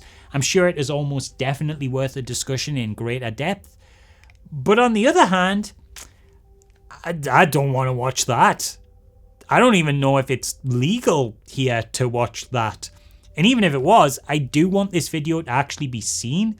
So YouTube is maybe not the platform to do that anyway, because for those not in the know, while I'm alluding to this film here for the sake of acknowledgement and completionism so I can say I've hit every key piece of media, it is a film that further discussion of risks getting this whole video demonetized. possibly delisted, and just generally causing trouble for this channel. And frankly, I'm not prepared to risk the mountains of work that went into the rest of the video for even a brief segment on it. So yeah, I just want to say I know it exists before you all call me out. I'm just going to pass on touching on that one. That said, well, we've been on the anime topic for quite a while now. If I wrapped up completely on this section here, I simply wouldn't be doing my job correctly. Because to be honest, in my opinion, there is an undisputed king here when it comes to anime horror that simply must be discussed. So before we move on, we're going to finish our discussion on Japanese animated horror with one last title. And that is director Satoshi Kon's absolute masterpiece, Perfect Blue.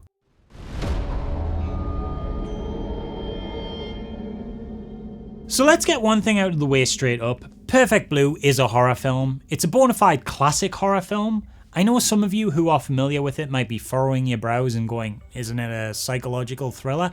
And without getting too much into genre labels, I do feel like sometimes, not always, but sometimes, the label thriller is just a label people put on horror films they like in order to deem them worthy of prestige. It's like when Silence of the Lambs, a definite horror film, won an Oscar and then everyone called it a thriller film. Or it's like the newer term I hate that is thankfully going out of fashion a bit, where people went through a phase of calling things elevated horror, as if to say, oh, this film I enjoy might be horror, but it isn't like the rest of that schlock. No, this is dignified, and I'm a special smart little boy for liking it. I'm oversimplifying my argument drastically, and I don't think people who use thriller and elevated horror as terms to describe horror films are as poncy as I'm making them out to be. But look, let's just call a spade a spade. Horror is horror, and if Black Swan is a horror film, and it is, and Silence of the Lambs is a horror film, and it is, then Perfect Blue is absolutely a horror film. It might not have any supernatural elements or cannibals or anything like that, but what it does have is a presentation, style and story that allows Satoshi Kon to look through a microscope with laser focus at the idea of identity, parasocial relationships, celebrity, the commodification of the female body, and the artificial nature of performance in a manner that can be skin-crawlingly disturbing. Perfect Blue, in a lot of ways, is a deeply, deeply unpleasant movie.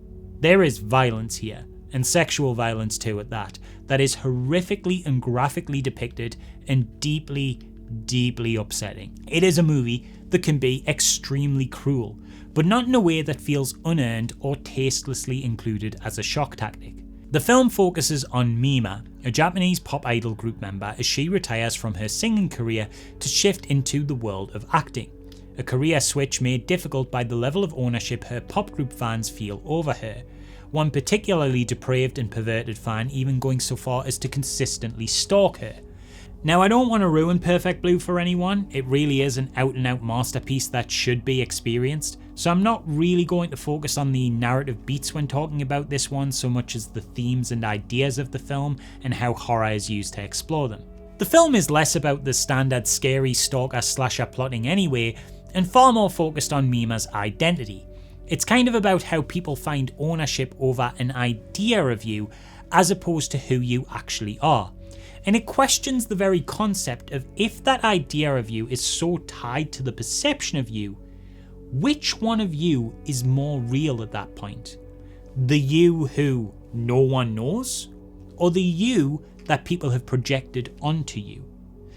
Throughout the film, Mima is haunted not just by her stalker, but by the real Mima, a dark caricature of the sweet bubbly princess pop star that she once presented as, the one people loved, adored, consumed. In the eyes of the public, the Mima who is now an actress is basically a murderer, someone who killed their vision of Mima, the Mima they had in their heads. Her past fans are all quick to give her threatening reminders that this is not you, the real Mima wouldn't do this, as if somehow they feel that they know who Mima is, and they know who Mima is more than she does. Any diversion from the person they have constructed in their heads, no matter how minor, is a betrayal of that person they've imagined. The fans own Mima. There's this great shot early in the film that perfectly visually encapsulates this whole idea, where Mima is performing with her J-pop group before announcing her retirement. A sea of voyeuristic personal cameras capture her in this moment, archiving her meticulously crafted performance of perfection. And her stalker, who always just feels like the perfect embodiment of this kind of obsessive, entitled, incel-like otaku culture the film is dissecting, is holding out his hand. And we see the performance through his point of view. And there we see Mima, who through this lens almost feels like the ballerina in the proverbial music box. A product in the palm of his hand, an object that he owns, that performs for him. The soft blur vignette of the image around the frame suggesting that only the Mima that he holds is real in this world. As she moves to the side to avoid the harassment of a can being thrown at her by another man, who in a different way obviously has his own sense of ownership over the performer, feeling entitled to cause harm and distaste of her performance, the soft frame of the stalker's vision comes back into focus like the illusion is shattered. And there's this little moment of movement in his hand that almost feels like a shock, as if to communicate, how dare this happen? How dare this performance leave my possession? How dare it be for anyone but me? It's a mentality that seems to exist to some extent in every character surrounding Mima, with seemingly every decision made for her being through some projected perception of what she should be, as opposed to who she is and what she wants. And always, these decisions are made against her bodily autonomy. Her agents pull her in differing directions, one pushing for her singing career, one for her acting, without any real sense that Mima is truly part of the decision-making process. Film crews will negotiate with her representatives bigger parts for her in TV shows, exclusively based on how much of her body they have permission to show and violate. And as Mima is coerced into more adult roles that she finds distressing to take part in, the pushback from her old fans only becomes more toxic and disturbing, with a cutesy pink website even sprouting up that writes personal diary entries from the perspective of the real Mima, literally putting words into the mouth of a version of her that doesn't and probably never did exist. The website going so far as to call this new Mima, the actual Mima, an imposter. The film uses horror to play so much with the audience's perception. It's impossible to tell what's real and what's fake, as scenes will often pull out of the action to reveal their moments of performance for a camera. Animation will be used to create these fluid transitions from one scene to the next in a way that feels both dreamlike but also confusing for Mima, creating this sense of psychological distress where, because both her and the audience don't know where one moment ends and the next begins, it's hard to get a grasp on reality. And the fictional Mima and the real Mima start to blend into each other, with the horrors inflicted on her within the drama she stars in feeling eerily real and invasive.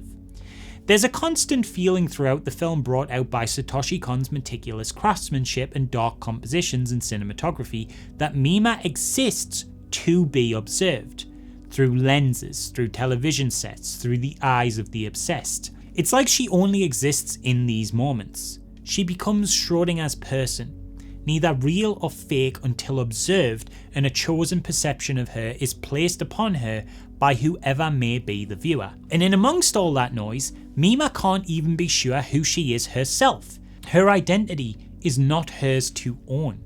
She can only see herself in the reflection of the eyes that stare upon her. When those eyes look away, what is left? The confusing pull of this mishmash of ideas is manifested in this rapid whiplash of frantic switching between nightmare visuals that communicate a mind on the verge of breaking under the weight of conflicting expectations. She has to be always on, but the exact mode of on she needs to be in any given moment is never clear, and whichever version of on she chooses will always upset somebody.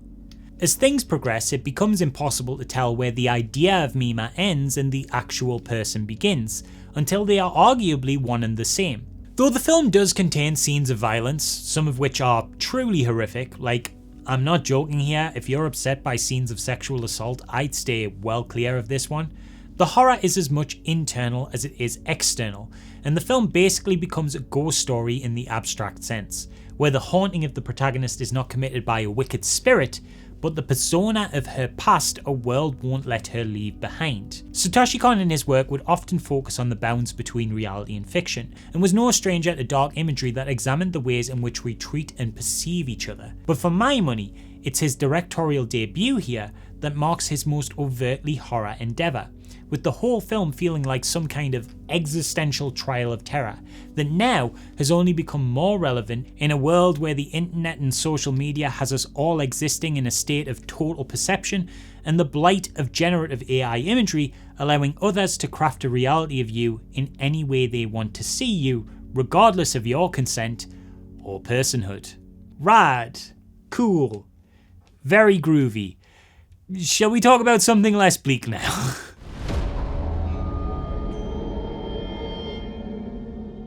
Now that we've spent a little bit of time walking through Japan, it's about fair time to explore the rest of the world of animation again, but this time with a focus outside of the traditional hand-drawn Disney-esque style that dominated a lot of 80s and 90s Western animated features. Korea has a couple of notable titles.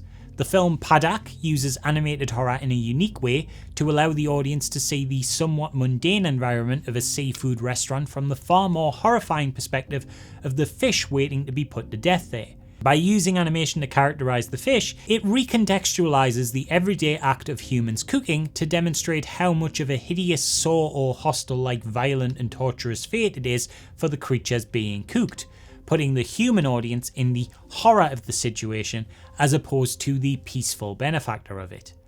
There's a 2020 movie also from Korea called Beauty Water that, while it has some rough and wonky 3D CG with fairly robotic character movement, still manages to craft some compellingly grisly and disturbing visuals while taking aim at the cosmetics industry and beauty standards of the country. Probably the most well-known effort from Korea would be Seoul Station, the animated prequel film to the zombie horror classic Train to Busan. While I don't personally think it's quite as effective a piece of art as that original movie, the characters aren't as compelling, the emotion doesn't hit as hard, it's still a good fun thrill ride of violent zombie action. Heading elsewhere in the world, The Land Down Under gave us a really interesting feature when Australian filmmaker Chad Payne, fucking great name by the way, created Emesis Blue.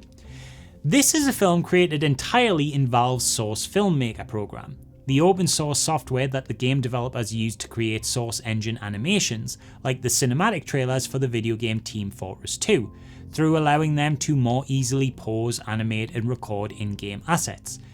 Emesis Blue is full on astounding.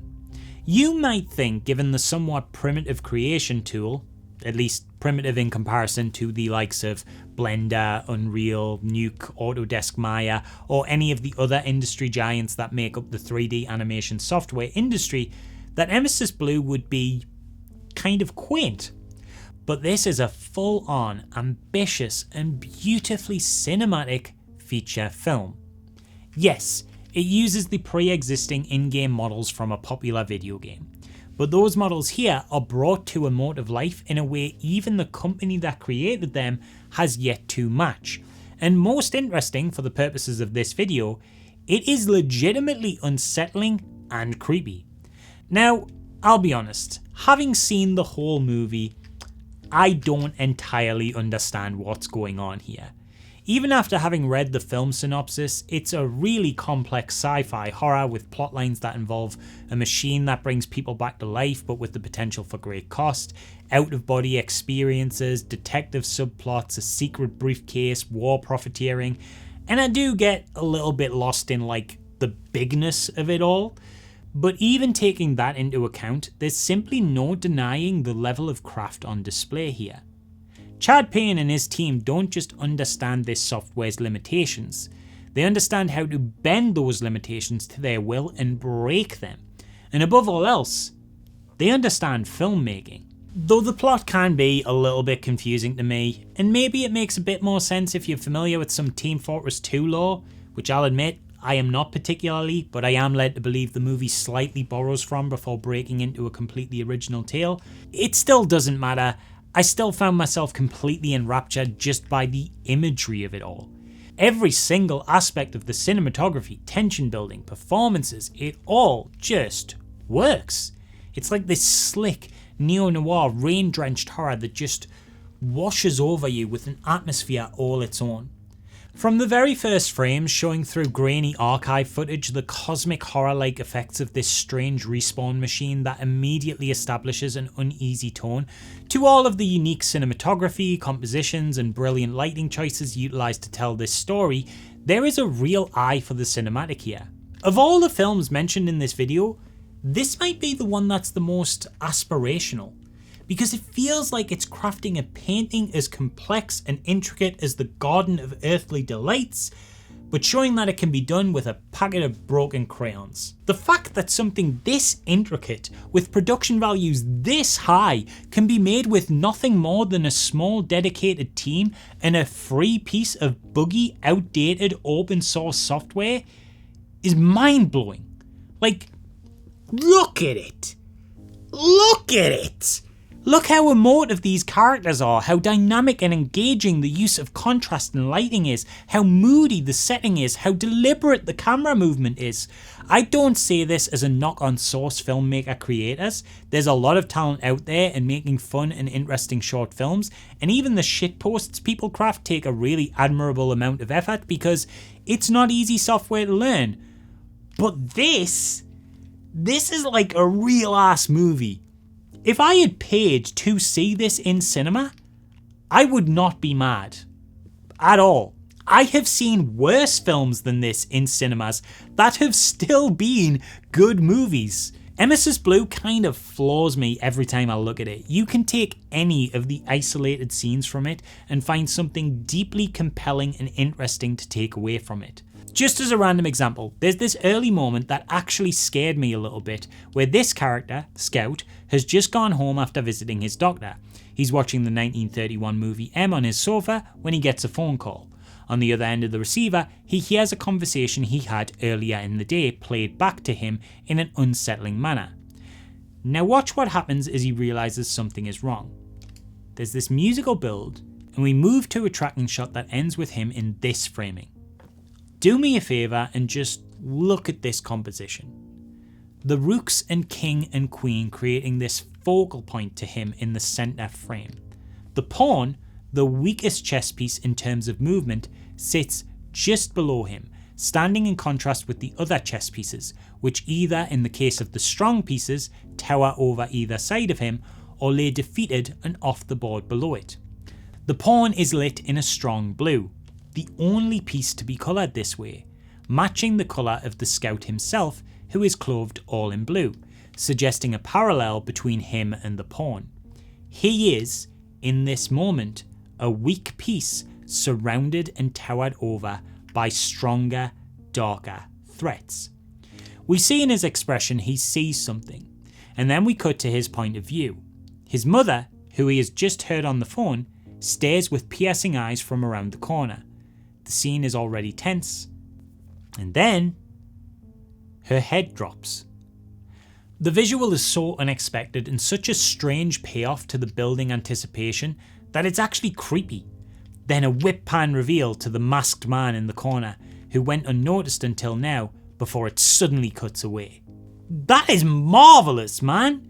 It had me completely captivated, and that's just one scene of many, many more like this in the near 2 hours of runtime this film goes for. It is full of deeply expressive, harrowing imagery, and there isn't a single frame of this thing that isn't in some way knocking it out the park with compelling visual splendour. I genuinely believe this is a great movie to use as a teaching tool in film class, because not only does it demonstrate meticulous visual composition, it also shows how empowering animation can be, and how through this medium, anyone has the ability to create masterpieces with the right combination of creativity, imagination, willpower, desire, and effort. Because again, I cannot stress how incredible this is enough. This is an indie film made with Team Fortress 2 game assets in, of all things, Source Filmmaker. I know that might not mean a lot to people unfamiliar with what I'm talking about, but that is remarkable. Excluding voice cast as well, there's like only 5 people worked on this, with director Chad Payne being a jack of all trades and taking on most of the roles. This is truly the embodiment of indie filmmaking spirit. This is truly showing that there are no barriers to art. I don't even care if I don't understand what's going on. This is an inspirational masterpiece. Moving elsewhere in the world, the critically acclaimed Netflix animated anthology series Love, Death and Robots is a truly globe-spanning show that has dipped its toe into the world of horror on more than one occasion. Whether it's the cosmic horror of In Vaulted Halls Entombed, animated by Canadian-American studio Sony Pictures Imageworks, the vampires of Sucker of Souls, animated in France by Studio La Cachette, the werewolves of Shapeshifters, animated in LA-based Blur Studios, or any number of the incredibly haunting visuals and gnarly monsters the different teams and directors conjure up for the many unique tales that feature on the show. The best example of straight horror in Love, Death and Robots in my view though, features in the story The Tall Grass, animated by the unfortunately now defunct Axis Studios of Scotland. It's a simple setup. A man is travelling on a train that has to stop to build steam in the middle of its journey in an area surrounded by tall grass. The conductor warns the man not to wander, a trope I'm sure we're all very familiar with in this genre, but a strange light in the distance sees the man step into the grass, and what do you know, there's monsters in there. Curiosity killed the cat, it seems. While nothing incredible when it comes to plot, Tall Grass makes itself worth viewing through tone and atmosphere. The bluish hues of the colour palette, the character designs of the lanky, out-of-his-depth stumbling lead, the wizened old bearded conductor, and the pale sharp-toothed creatures, the setting creating a maze-like sense of claustrophobia where vision is obscured and directions are confusing without any sense of place, the grass seemingly impossibly infinite and universally tall in every direction. It's all very horror and it's all very good. I particularly like the way that the monster is revealed. There's a deliberate pacing to the first half of the short that keeps the creatures a mystery. A weird light here, shuffling the grass there. The tension builds well and makes the moment you see the creature hit harder than if it was just omnipresent from the word go. Since we mentioned French studio before, besides the country's work on Love, Death and Robots, France also gave us the viral horror music video for the song Fantasy by the singer-songwriter Die. Directed by French animator Jeremy Perrin, the music video features 4 teens embarking on a kind of coming-of-age sort of situation where they break into a pool at night for a romantic encounter, only for things to suddenly and dramatically shift into a crazy, visceral, Lovecraftian hell full of gorgeously animated and creatively hideous parasitic creatures. It is wild and wonderful stuff. France also introduced to the world a really unique title with Fears of the Dark, a monochromatic anthology film that uses various art styles from various different directors, switching between 3D animation, 2D digital art and 2D traditional art, but always in a way where the individual films and the animated monologues interspersed between them rely exclusively on that stark contrast of shades of black and white for their shot composition and colour palette. It's a great showcase once again of animation strengths, the solid blacks and solid whites giving the creators opportunities to really accentuate stylistic lighting decisions that can't be achieved elsewhere. Live action cannot make dark this dark and lights this white without bleeds between the 2 points, simply just because of the way the physics of light work. We can achieve something similar with silhouettes, sure, but there's always a little bit of the environmental colours going to seep in some capacity. Fears of the Dark is able to create a kind of pitch blackness you really can't execute outside of this medium. A shot in this movie can literally just be a solid black square with just the hint of a figure depicted in greys and whites, and it creates a quality in its depictions of darkness that is not only oppressive and claustrophobic, but also pops with complete clarity. Working with blacks this crushed in live action footage, you can begin to lose details. But the lighting here is artificial. You can have as much or as little detail as you want. You can also create the darkest darks and the brightest brights, and they can sit in tandem with each other in the frame. And seeing how each director brings this strength into their own unique presentation makes for compelling viewing. Back in the US and going back in time a little bit to 1964, I feel like a title that's really worth exploring more in depth is the short animated film The Hangman by a creative team led by Les Goldman and Paul Julian. Adapted from the Maurice Ogden poem of 1951, the Hangman film adds visuals to the text that accentuate the horror of the poem with gorgeous surrealism. This one is a personal favourite of mine. I truly think it's a masterpiece in the short film format and gives an already profound piece of writing a much harder impact. A parable on the rise of McCarthyism in 40s and 50s America, with notable parallels to other world issues like the rise of fascism in Europe, the poem and animation tell the story of a hangman wandering into an unnamed town and building a gallows on the courthouse square.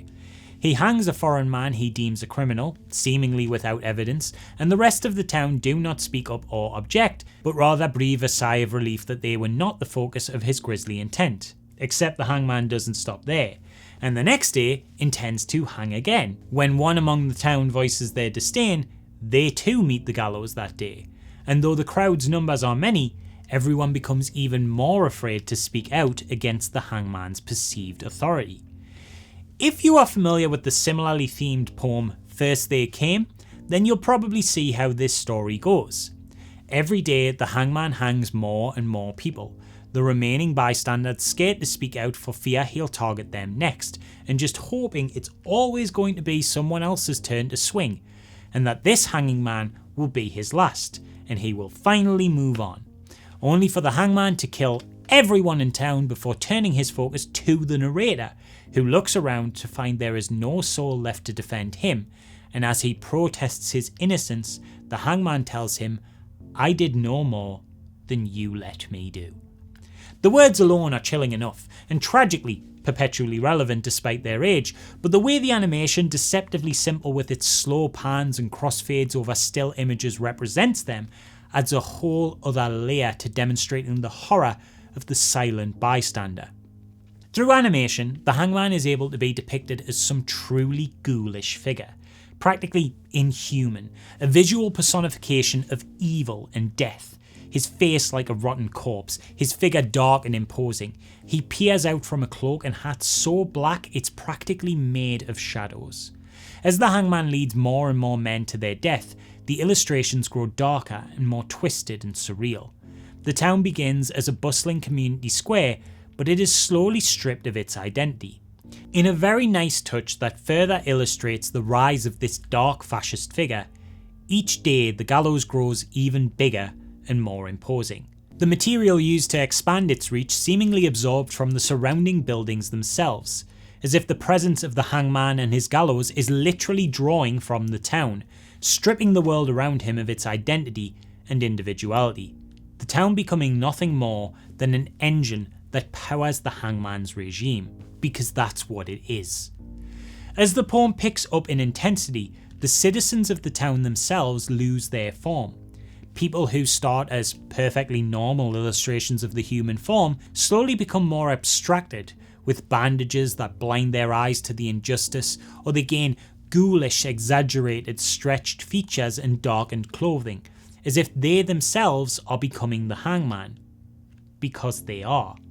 The sentiment of the poem is obviously that ignoring evil is to participate in it, that injustices should be called out even when they do not affect you personally, that allowing evil is a snowball effect into further evils.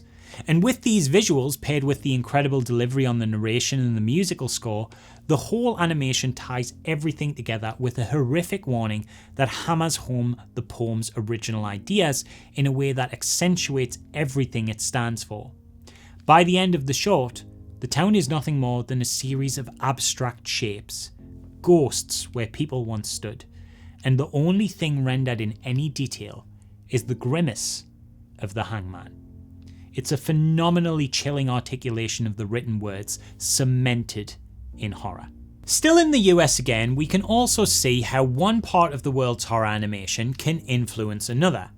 Castlevania is a show absolutely dripping in the same kind of gothic horror grandness as something like Vampire Hunter D Bloodlust, and as well as being an adaptation of a Japanese video game IP, also clearly wears the unmistakable visual stylings of Japanese anime on its sleeve, despite being primarily animated by the US-based studio Powerhouse Animation. A similar story can be found in the gory sci-fi horror stylings of the Dead Space animated movies, Downfall and Aftermath, which feel slightly more Western in their visual designs, but still clearly owe a lot to the signature aesthetic and feel of anime, looking like the sort of pseudo midpoint between an OVA like the aforementioned Lilycat and an animated Western horror series like Todd McFarlane's Spawn, or the slight sci-fi horror tinges of the Men in Black animated series. Another animated video game adaptation from the US, Dante's Inferno, an animated epic, even does away with the homages entirely and arguably just straight up is anime, considering that significant chunks of the film were actually animated in Japan and under the direction of Japanese anime industry veterans. To be fair though, that's not the whole production. This one's a real cross-country affair with animation and direction from Japan, Korea and the US. It's practically an anthology film really, albeit one with a singular continuing narrative, with the gimmick being that each sequence of the film was given to a different director and studio, creating a mishmash of styles. It can be a bit hard to follow the constantly changing aesthetics, but to the film's credit, there's no shortage of dark gothic horror viscera on screen throughout, all of which looks as beautiful as it does sickening. Crossing over the border in Mexico, you can find a whole ass franchise of animated horror in the La Leyenda series, a whopping 7 films that pull figures from the rich tapestry of Latin American folklore and wrap them in horror comedy tales led by a group of characters that consists of 2 adventurous children, a ghostly old knight, 2 Calavera kids, that's Day of the Dead style skeletons for those unaware, and a colourful mythological dragon creature. Though the stories and animation are light and breezy in tone, the cultural history they pull from to create each film's topical focus are very much classic Mexican horror tales. There's a film on the myth of the vengeful weeping ghost La Llorona. There's one covering the Chupacabra. Another focuses on Charro Negro. The films were big hits in Mexico, hence becoming a whole franchise. And though cartoony, their impact probably introduced a whole generation of Mexican children to horror cinema, which coincidentally brings us to an important role animated horror plays in the general horror canon.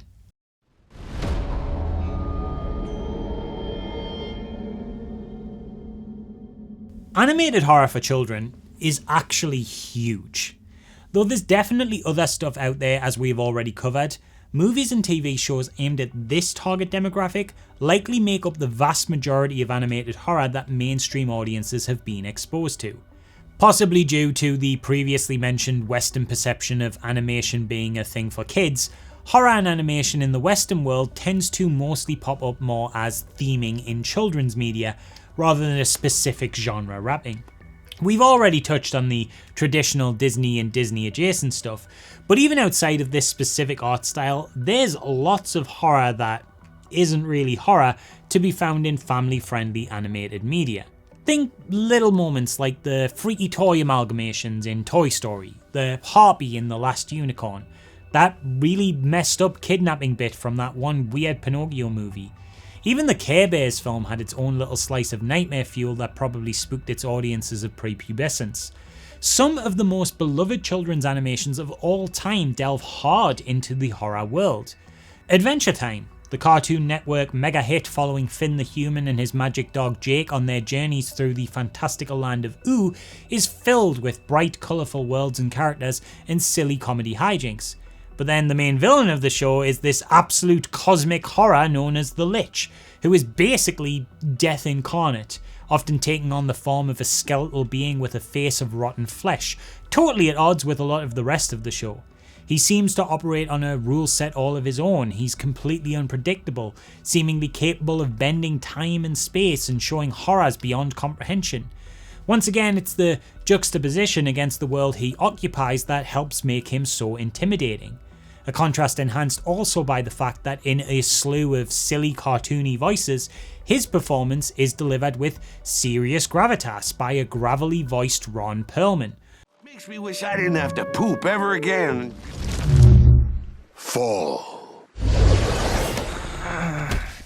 Also, the payoff is kinda goofy fun, but honourable mention also goes to Adventure Time's blank-eyed girls, who before being found to be capable of throwing some shapes, feel like ghosts that walked out of a J-horror film and just got lost in this cartoon. And then the reveal of what they actually are is somehow even creepier still. Adventure Time isn't the only fun, comical kids cartoon with a genuinely sinister and evil feeling nightmare of a villain too. Gravity Falls, which followed brother and sister duo Dipper and Mabel moving in with their grifter great uncle for the summer in his rundown little tourist trap based in a town called, you guessed it, Gravity Falls, also often delved into the weird and creepy. It isn't long after the show's inception that Dipper and Mabel begin to unravel strange conspiracies and mysteries surrounding the town's past, and along the way they bump into a decent manner of horrors, but none more creepy than the series' main antagonist Bill Cipher, a sentient Illuminati-style pyramid that talks like a used car salesman and presents himself in a pretty goofy and cartoony manner, only to often break that illusion by turning around and doing something genuinely horrific out of nowhere with his reality-bending powers. We're talking some pretty graphic imagery for a children's show. He pulls out all the teeth of a nearby baby deer to offer them as a gift, with horrifying sound design by the way. Deer teeth! He distorts his voice while changing his body into a montage of real-world conspiracy theories. He'll twist reality into these hellish nightmarescapes. He'll even bend reality so much that he'll mess with the show's intro sequence and depict the child protagonist Dipper as skeletal remains. In one of his most famous moments, he even does this. How about instead I shuffle the functions of every hole in your face? What the fuck? My favourite instance of animated horror coming unexpectedly into a children's show though is found in a season 3 episode of Avatar: The Last Airbender called The Puppetmaster. Now, I really want to go a little more in depth on my discussion with this one, because I think it deserves a deeper analysis as to why it's so effective. But to do so, will of course go into spoiler territory. So if that's an issue for you, feel free to use the chapter markers below to skip to the next segment.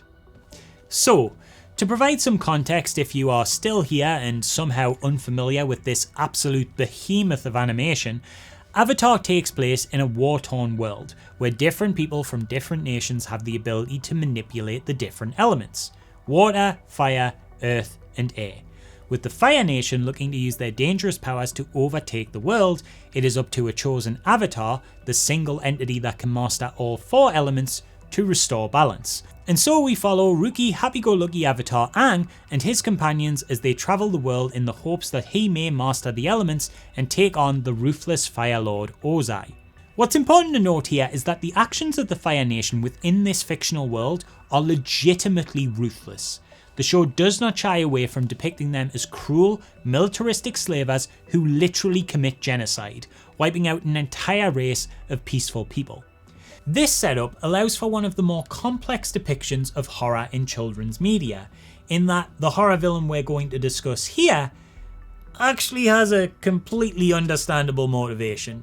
It is not some abstract evilness that causes her to be what she becomes, but rather a life subjected to the cruelty of oppression. In the episode, the group encounter Hammer, a waterbender who, like Aang's companions Katara and Sokka, came from the Southern Water Tribe before she was captured and imprisoned by Fire Nation soldiers, a fate which she eventually managed to escape, and now as an elderly woman, she lives covertly as an innkeeper within the very nation that kidnapped her. Katara, a waterbender herself, makes fast friends with Hammer due to their joint culture, and Hammer offers to teach Katara more waterbending techniques, although she notes that the group must be careful while in the area as villagers have been disappearing at night. Nevertheless, danger aside, Hammer teaches Katara and reveals herself to be an extremely skillful and powerful waterbender, exposing Katara to some new tricks, like how water is in everything, and how with proper manipulation you can wield moisture from the air or pull water from flowers. Of course, this does leave the flowers dead, but I'm sure that's totally fine. Nothing to worry about there. That doesn't feel at all like this complete disrespect for the very nature of life is foreshadowing anything darker.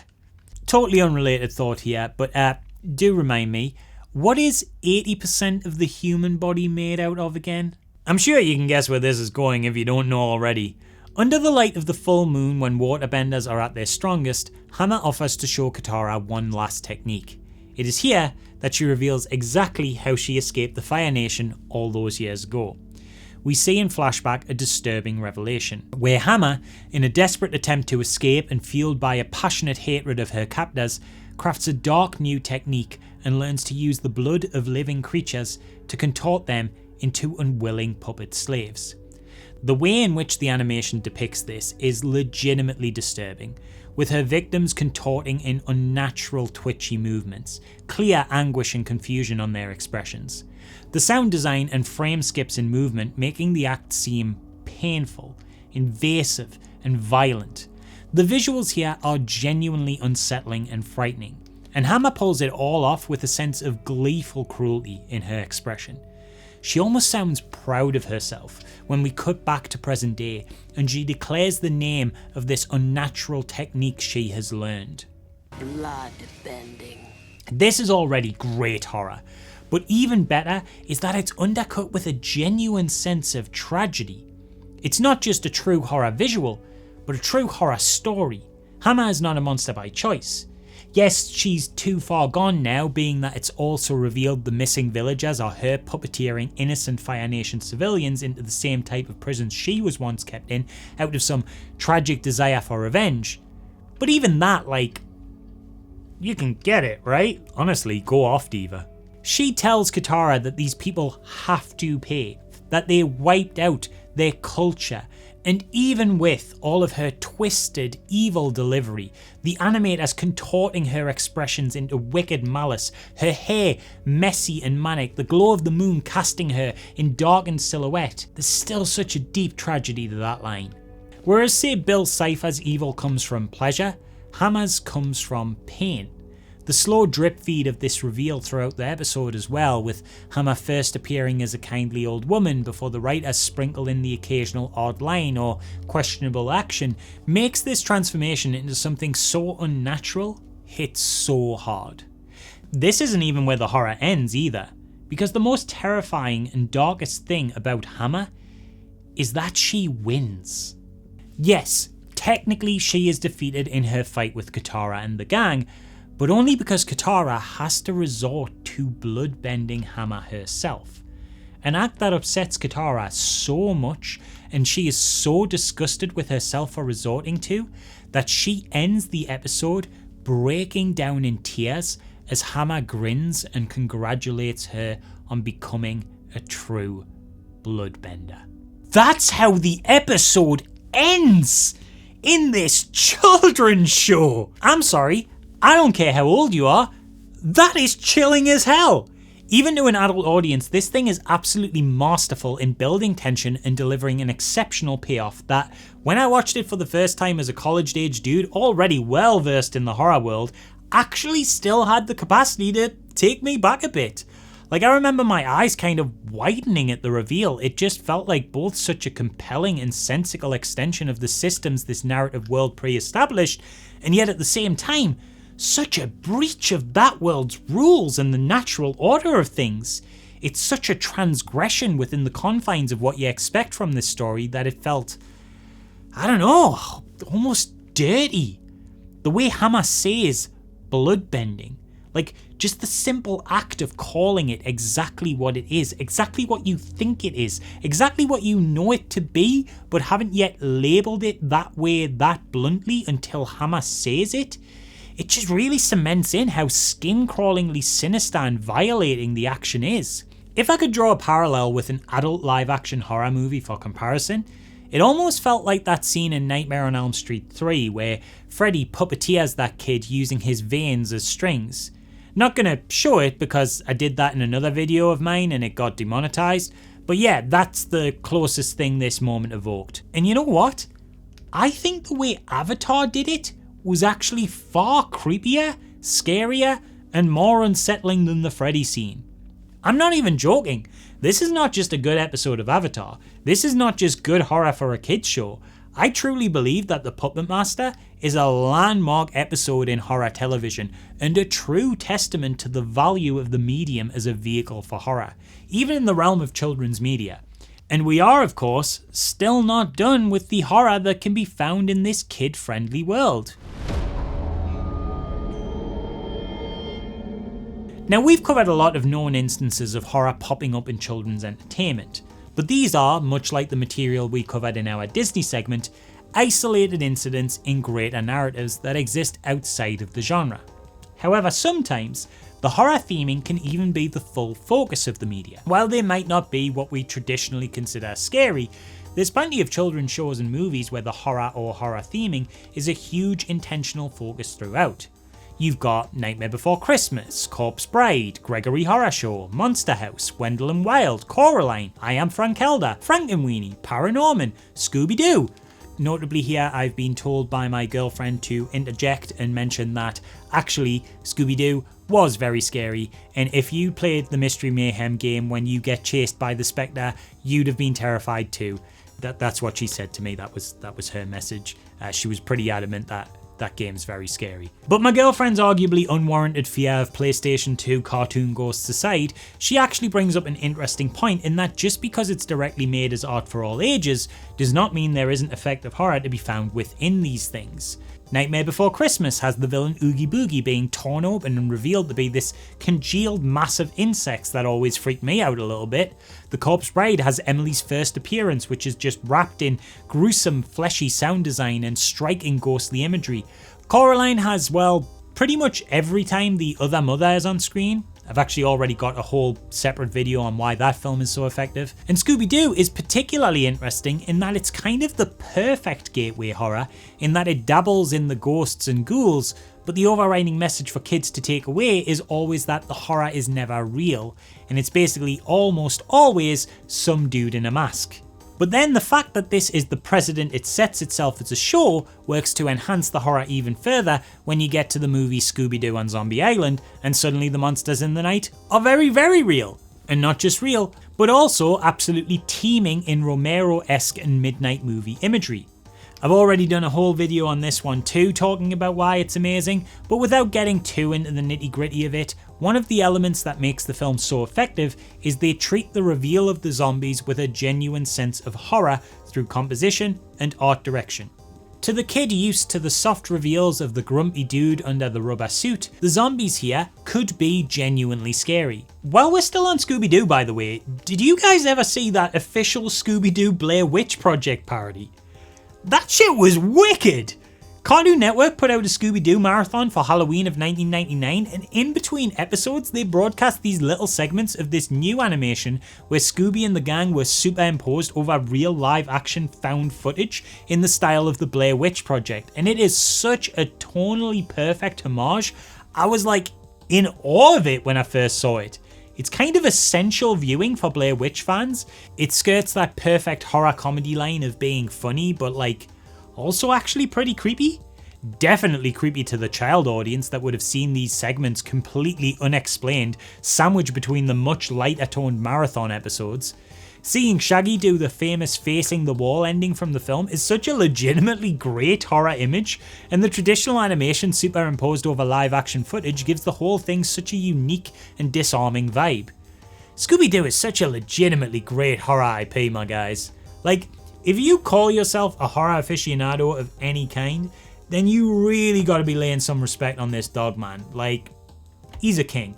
Some horror made for kids even clearly set out with an overt intent to scare. Over here in Britain, we had a show called Grisly Tales for Gruesome Kids, adapted from the books of the same name. It was kind of like a kid's version of Tales from the Crypt, where a horror host, in this case a guy called Uncle Grizzly, the owner of Scream Screen Cinema, and his pet spider Spindleshanks, introduce a different horror tale every episode. Being for kids, the episodes always had some moral attached, you know, basic stuff like be kind to your neighbours, don't be mean to animals, don't talk in class. Except the way these morals are taught is to essentially scare the children shitless in the hopes it will make them behave, with naughty children who defy these virtues receiving some pretty horrendous fates in these narratives. the kid who is unkind to his neighbours in the episode Knockdown Ginger, is eaten from the inside out by termites. The kid who kills a pregnant spider out of malice in the episode A Tangled Web can't stop coughing up the insects by the end of the episode. The children who are rude in class in the episode The Barber of Civil accidentally eat a dismembered child's tongue before having their own cut out to make them behave. You know, wholesome family fun. Here we see the diverse effects of how animation can work with the genre. The purpose of animation here is actually to soften the horror rather than enhance it, as by doing so, it allows for an acceptable format in which these tales can be shown to children. Like, the fates of the kids throughout these series are actually horrifying, and you can't exactly whip out dismembered children's tongues and vomiting photorealistic spiders on primetime children's television in live action, but when you animate these plots with some gentle flash animation, it basically gives you a free pass to scare kids senseless without having to actually traumatize them and upset their parents. Not that the show didn't manage to traumatize a few anyway in spite of its animation. Speaking of traumatized, raise your hand if you've ever been personally victimised by the beast from Over the Garden Wall. This masterful Halloween-infused 2014 miniseries following brothers Wirt and Greg trying to find their way home when they find themselves in a shadowy, crooked forest is an absolutely pitch-perfect dark fantasy horror with an animation style that accentuates everything on screen with either an oppressive darkness or a cosy October feeling, and both vibes work perfectly with its horror. Once more, I've already done a whole video on this one too, so again, I don't want to repeat myself and go too much in depth on it, but one of the ways in which it executes some brilliant animated horror is through its series antagonist, the Beast, an imposing figure of jet black silhouette, complete with protruding antlers and the piercing glow of watching eyes. There's something about this character, from the way he's voiced to the way he's animated, the way he always exists in this solid state of darkness, makes him really fearsome. He's one of these characters where even when not on screen, he feels omnipresent, through his clever design crafting an entity that feels like an extension of the dark elements of the woods he resides in.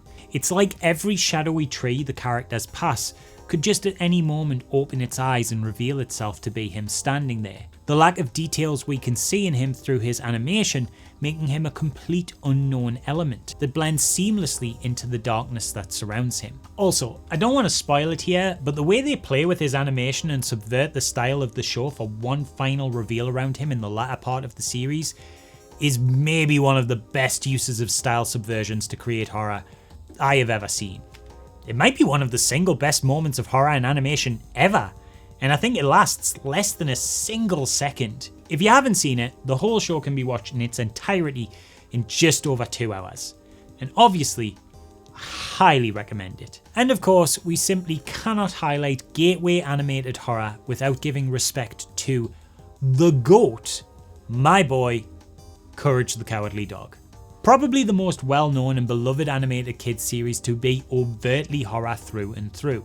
Courage is a Cartoon Network series following a frightened pink dog who spends every episode nervously protecting his completely oblivious owners from Monsters of the Week style threats. And man, this thing is straight up a masterwork of animated horror. It has horror down in its bones. There's episodes referencing The Exorcist, plenty of 50s B-movie stylings. Hell, Godzilla's King Ghidorah even makes an appearance at one point. It's a show that deeply respects the genre of horror and wears its inspirations on its sleeve, but far more than just a rollout of "hey, I know that thing" references, Courage is an entity all its own. Through its Monster of the Week formula, Courage is able to wrestle with lots of different subgenres of horror throughout its 52 episode run. Some of it campy, some of it creepy, some of it is downright terrifying. Talk to anyone who was a fan of this show as a kid and I can guarantee you they'll all be able to tell you about that one episode that really stuck with them and kept them up at night. For me, that episode that always sticks out in my memory, and I often find myself thinking about how unsettling it was, even as an adult, was Freaky Fred. Freaky Fred was an episode that strangely broke the convention of the usual Courage setup by not actually introducing any real threat to life or putting Courage's owners Eustace and Muriel in any danger. Instead, the monster this week is Muriel's visiting nephew Fred. Courage. Oh my god, a British man! A perpetually smiling British barber who's just so creepy and weird. The whole episode is just bizarre in a really unsettling way and focuses rather strangely on Fred's unrelenting desire to shave Courage. I don't know why this is more uncomfortable than all the things that try to possess, endanger, and even kill Courage and his family in other episodes, but Fred really makes my skin crawl. I think it's a combo of that crooked smile and the whole episode being narrated by him in this eerie, almost Seussian rhyme as we hear his inner thoughts on trying to resist his obsessive need to shave things bald, but how he can't help himself when he feels a little, as he puts it, Naughty. The line delivery on this repeated word I can only describe as the phonetic equivalent of the feeling of waiting at a bus stop with a strange old man who keeps getting closer until you can feel him breathing on your neck. That's what Courage was all about. What I really love about Courage is that it's ugly. And I don't mean to say that it's badly animated. Far from it. But it really isn't afraid to do away with the standard polish and sheen associated with kids animation and just embrace intentional visual ugliness to enhance its horror. Colours clash harshly, character designs are weird and uncomfortable, the world is always either kind of dingy or twisted. It's a visually beautiful show, don't get me wrong, but it's beautiful in this sort of ugly, nasty way, and it basically looked like nothing else in children's media at this point. The series also will often just mess around with animation styles and introduce mixed media elements into the proceedings to make for jarring contrasts with the already pretty weird standard style to evoke a real sense of uncanny horror. One of the most famous instances of this is the moment from the episode King Ramses' Curse where the episode just suddenly switches to 3D CG for a moment. Some of it even delves into the downright surreal, like, what the hell is this frightening thing in Courage's nightmares? Why does it look like that? Imagine seeing this as a kid just innocently watching Cartoon Network. It's so jarring that even as an adult I feel weirded out by it. There's a level of bizarreness, surrealism, and true creative freedom in this show that can only be realised in animation, and to this day has never been matched in children's television. And now, in the oddest segue I'll do in this video, speaking of Courage the Cowardly Dog being an animated horror from the perspective of an animal,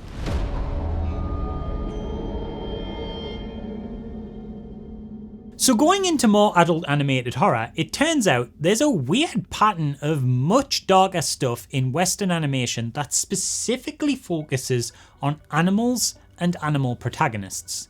Sure, I can probably only name like 5, but it's still weird that I almost got to a second hand counting them, you know? And if you do count the kids stuff too, Courage, Scooby-Doo, Frankenweenie, that new Clive Barker movie about the zombie zoo, we could probably get into the double digits with this stuff. Now with the kids shows and films, it makes sense. Kids love a talking dog, so horror directed at kids might feature a talking dog or two. But why is animal horror such a recurring motif for adult animations? My theory is this is because of 2 things. One is that a strength of animation as a medium is it allows us to create empathetic avatars with non-human characters, adding expressiveness to personify everything from robots to aliens to toasters, and yes, to animals. And with humans having a natural affinity towards a lot of animals, they kinda make for good horror in the same way that a final girl in a slasher does. The stakes are higher because they are perceived to be very vulnerable. We can naturally latch on to caring for them. A good example of this would be Plague Dogs. Oh my god, Plague Dogs. I mean, whoa, man. If you love animals and want to feel just absolutely numb watching a movie, then this is the one for you. People will tell you it's not a horror film, that it's an adult animated adventure drama film. These people are liars. This film is an absolutely harrowing experience. I know I've given a nod in this video to Watership Down already. This is from a lot of the same creative talent as that movie, and if you thought Watership Down was dark or scary, then Plague Dogs is much, much, much worse. Based on the Richard Adams novel of the same name, Plague Dogs is a bleak, and I do mean bleak, look at the horrors of animal cruelty and vivisection. I genuinely can't show too much of the more disturbing stuff from it because the images from this film are probably too upsetting for YouTube, which kind of proves my point about the whole animated animals being a great source of empathy thing. But just to give you the general lowdown, it follows two dogs, Ralph and Snitter, who escape an animal research facility and must survive in the wild. I get why the film is classed as an adventure because it focuses a lot on the friendship of the two dogs, and in that way it's almost like a Great Escape kind of movie.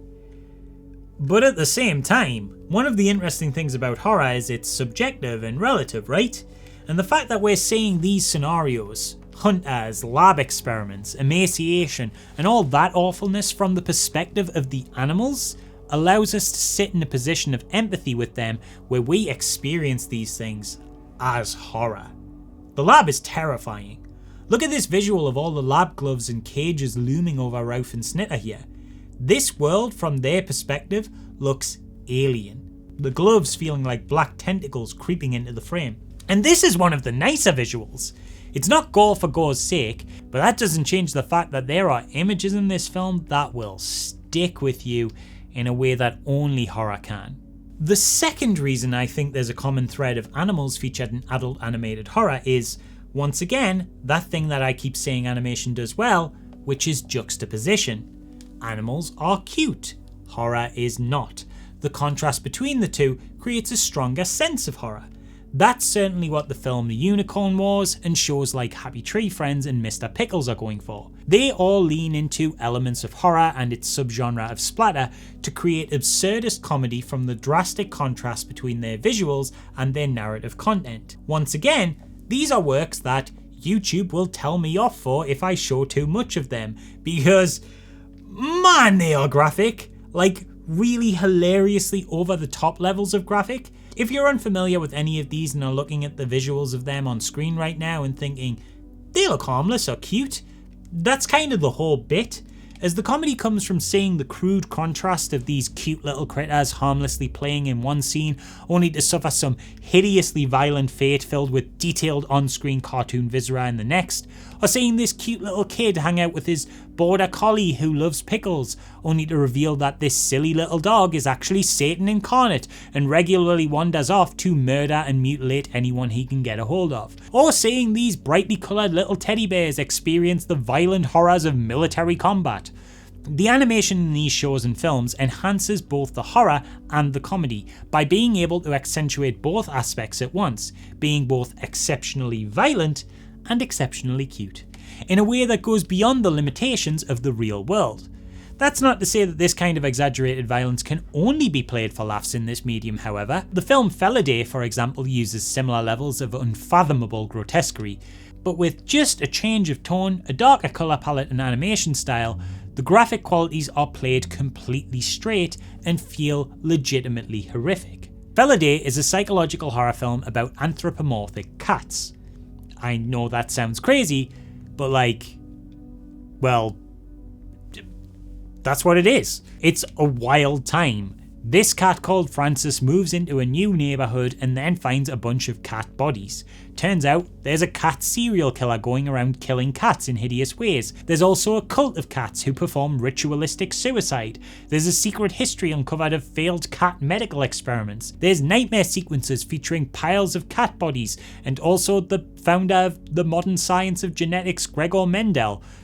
There's this one scene we don't talk about that makes me really uncomfortable, and let's just move on. There is a lot going on here, and all of it to do with animated cats, and yet it still manages through its artistic choices to be extremely disturbing. The German-made film is in some capacity commenting on the atrocities of Nazism and eugenics, with a twisty neo-noir plot that reveals the attempted creation of a cat master race. I know, this film is insane. Also, I say it's commenting in some capacity because I have absolutely no idea what the authorial intent is with this one. You would assume that the depiction of horrors with almost Holocaust-like imagery and the reveal of the master race eugenics program being the villain's ultimate goal might suggest that these things are,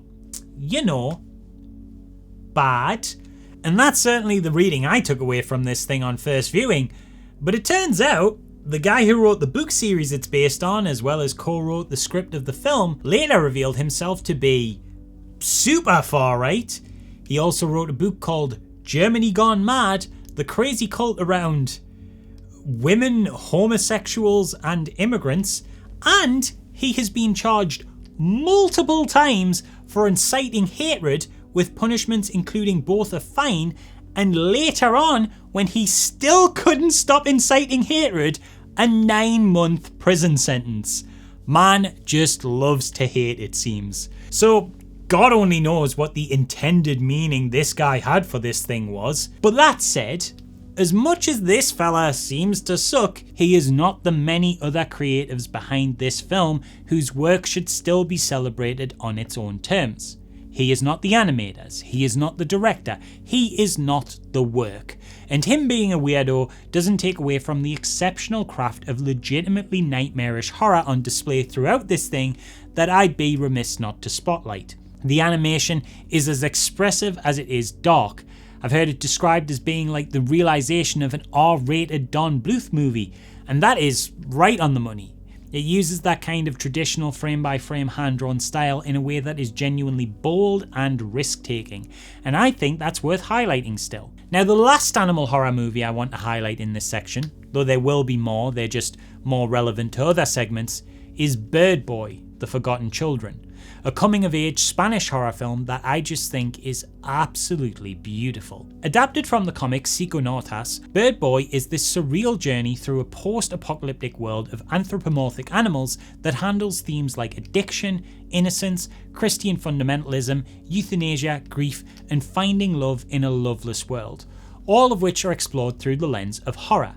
The animation here plays into both of those elements I've been talking about, of anchoring audiences' empathy through a greater personification of non-human characters, and enhancing the horror through the juxtaposition of its presence among such perceived innocence.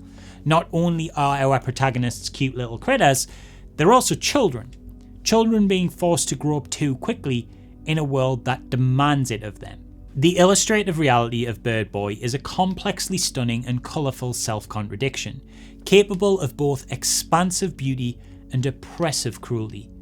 The children that make up the main cast of Bird Boy want nothing more than to escape. Escape from their fundamentalist parents' regressive ideologies, escape from the demon they made in their grief, escape from their burden of caring for a drug-addicted mother. Bird Boy shows its world through the eyes of these children, depicting it with all the horror it carries for them. The demon of grief becomes an actual demon that haunts Bird Boy, a rage and despair that stalks him like a slasher villain or ghost, threatening to take over his being at any moment if he can't dull the pain through self-medication. Addiction is represented as a sinister puppeteering spider that lives in its victim's head, growing in size and fury, its death also threatening the death of its host. And yet, in all of this, somehow Bird Boy is a film that, through its horrors, emanates hope. There's friendship and love and hope that shines through all of the suffering.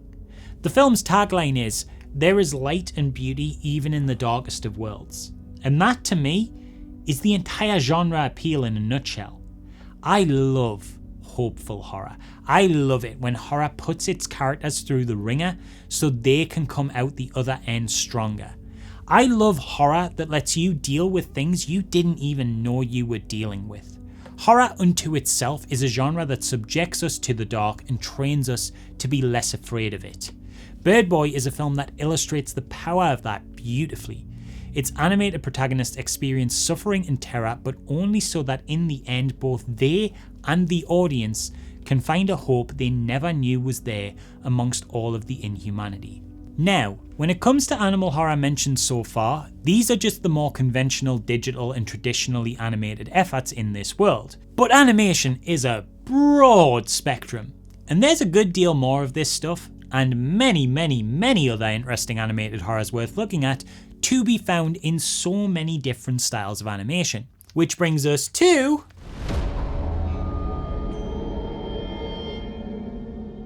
a lot of the darker and more adult and adult-leaning horror in the animation world exists not in the realm of traditional drawing, digital illustration, or CG animation, but in less often utilised, weirder and more uncanny tools.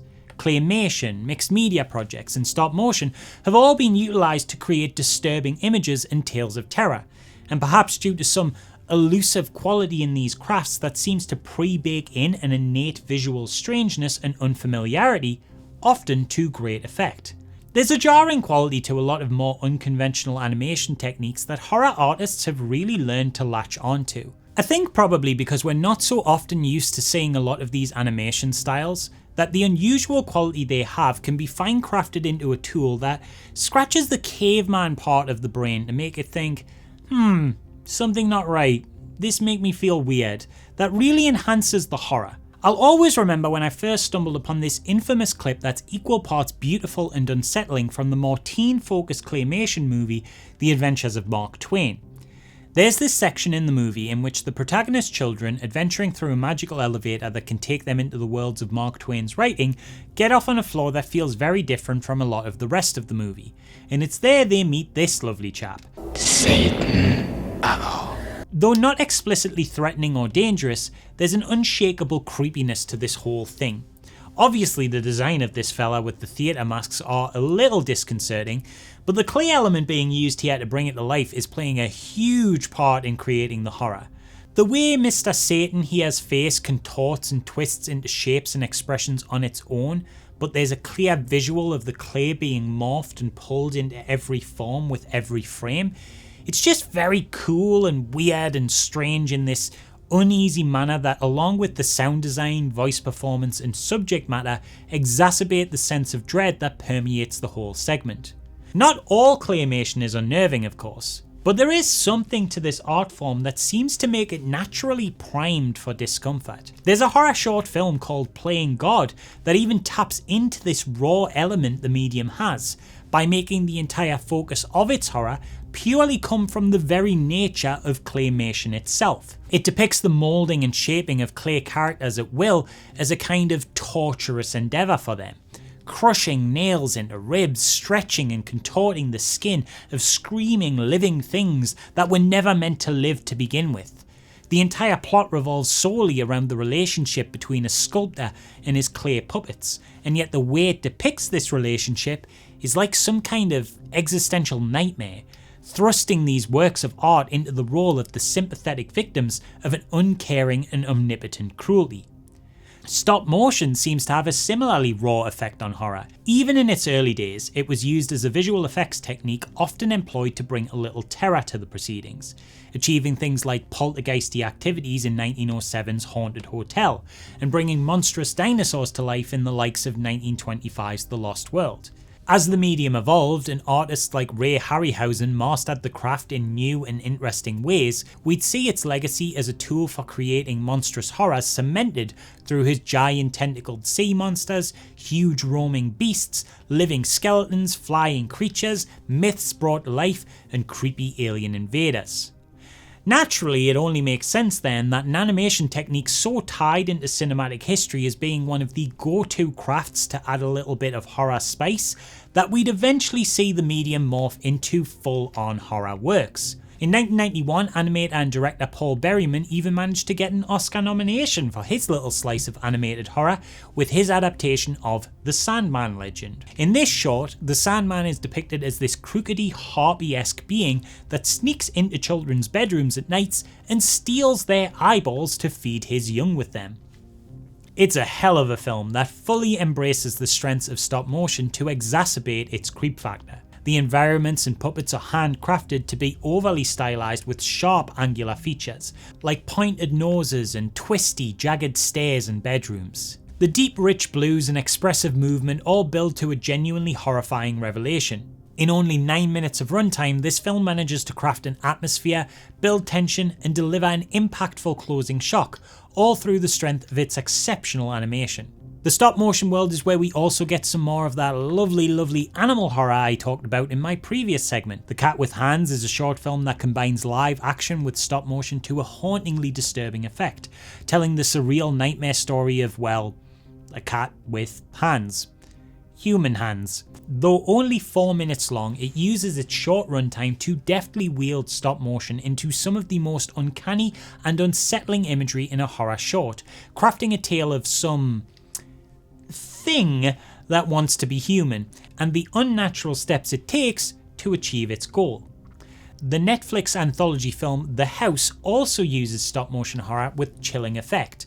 The first two of the three short films that make up this special both sit firmly in the realm of horror, the first being this eerie, atmospheric little period folktale full of beautiful, dark imagery, telling the tale of a child slowly losing her parents to strange obsessions as they occupy the gothic halls of their new home until they ultimately morph into part of the house themselves. And the second once again delves into the animal world, though this time, instead of utilising this medium to be beautiful, it instead uses it to be gross. The film features an anthropomorphic mouse trying to sell a piece of real estate infested with bugs as the threat of his mounting debts loom over him. When an unusual couple voice their interest at an open house, they ask if they can trial a night's stay. But it doesn't just stop at one night, and as they invite more and more company into the home, the bug infestation worsens, and the new guests combined with these insects bring the house into this disgusting state of decay, disrepair, and repulsiveness, brought to life with a gross, furry and slimy style achieved through the complexly detailed stop-motion characters. Kind of staying again in the world of animated animal horror, we also have a full feature film in this subgenre of subgenres. The Wolf House is this super surreal and weird avant-garde dark fairy tale that combines hand-drawn animation with stop-motion efforts to create some of the most bizarre and unsettling imagery human minds could imagine. Positioning itself as a kind of fake propaganda film a sect would show its members to encourage their obedience, the film follows a woman who flees this fictional community pursued by a character she perceives as a big bad wolf into a house in the woods where she takes refuge.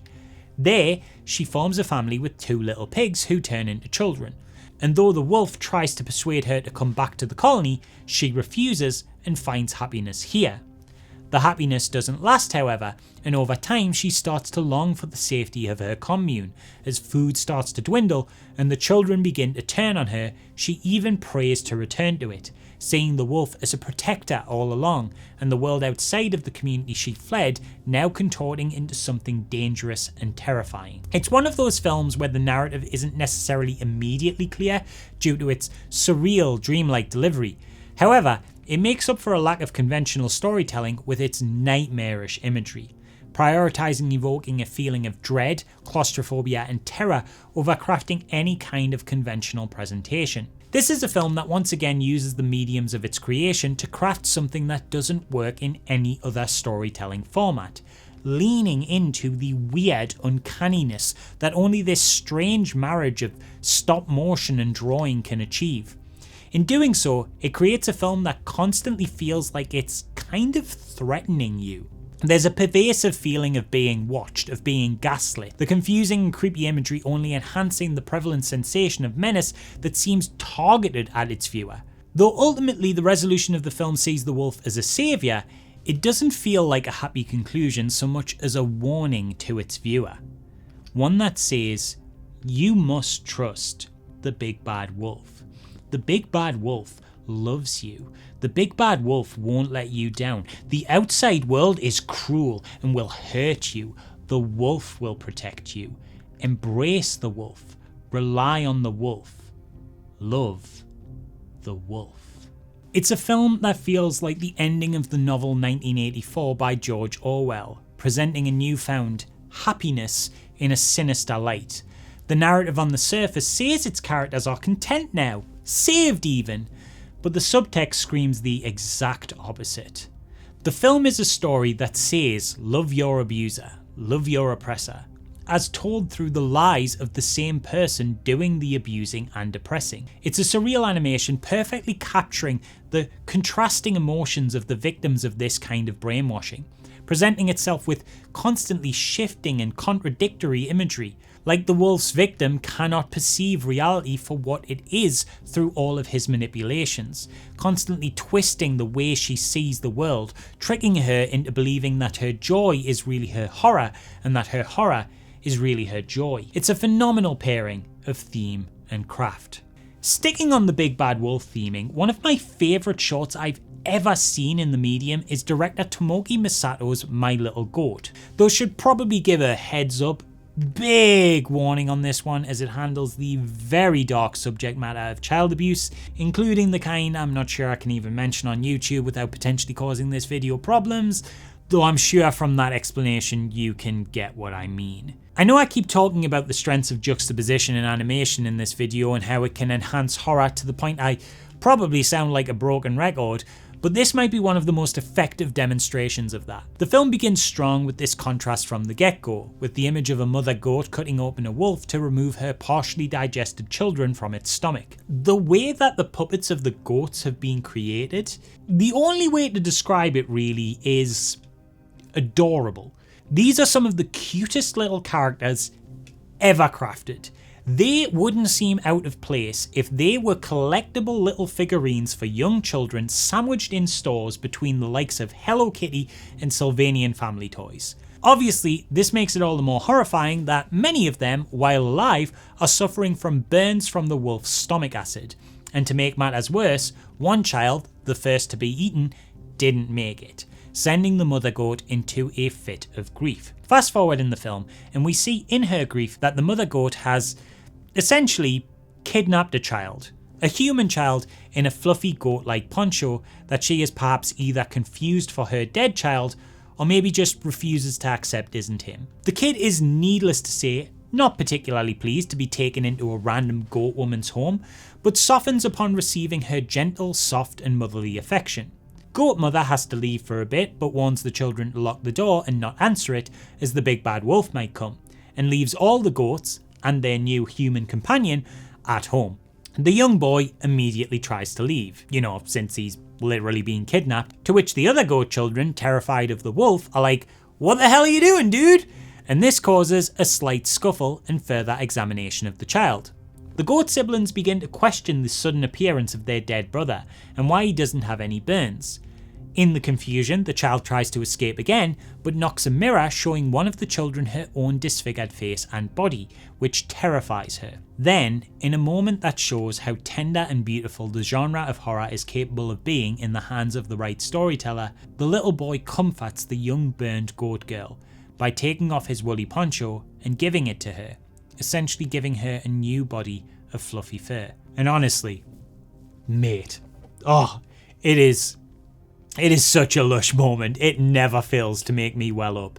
It's just such a gentle and sweet gesture, and the way it all plays out with subtle touches like the tears in the little goat girl's eye, the expressive stare of gratitude from her, the overall softness of the scene, beautiful stuff. Just beautiful. The moment doesn't last long, however, as the goat girl looks down to the now bare arms of the child and sees heavy bruising, as if someone has at some point grabbed his arms tightly to restrain him. Before she has time to process what this means, there's a panic when the big bad wolf shows up. The kids all hide and the wolf breaks into the home, only to reveal that it wasn't the big bad wolf at all, but the human child's father, who hugs him tight with worry. This is where the film gets really dark. I'm not going to show what happens next, but needless to say, from the foreshadowing of the earlier bruising, the little boy's father is an abusive monster. And the film uses the imagery of the big bad wolf to demonstrate the horror of what comes after their reunion, depicting the father as a literal monster and allowing the audience to emotively feel how a child might perceive such awful abuse at the hands of a loved one. It is a deeply uncomfortable scene, but it is meant to be. And it uses the medium of animation to tackle a profoundly awful theme in a manner that, yes, will make you feel disturbed, but is, at least in my opinion, sensitively handled. Abstracting the sequence enough through stop motion to not have to fully depict such a horrible thing, but not abstracting it so much that it is lost on the audience what is happening and what themes and issues this film is trying to address. Despite the horrible concept covered as well, the film is not cruel. Though the subject matter is dark, the conclusion is, much like the previous moment with the exchanging of the poncho, deeply kind and tender, with the boy finding a new family who love, protect, and care for him. I wanted to spotlight this film specifically because I just feel it does everything it can with its medium and genre. I truly believe it's a masterpiece, one that perfectly encapsulates the highest strengths of both horror and animation. It's hard-hitting, but also soft, dark, but also light, relentless, but also gentle. It is a film that not only uses the juxtaposition that I keep talking about to enhance its horror, but it is a film that is entirely a juxtaposition in of itself in every way, contrasting not just the cute with the ugly, but cruelty with kindness. There's this small subtlety in this film I really value.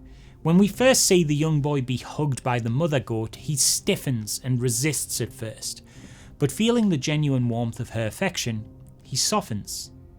Later in the film, when the boy's father does the same thing, the boy stays stiff with fear.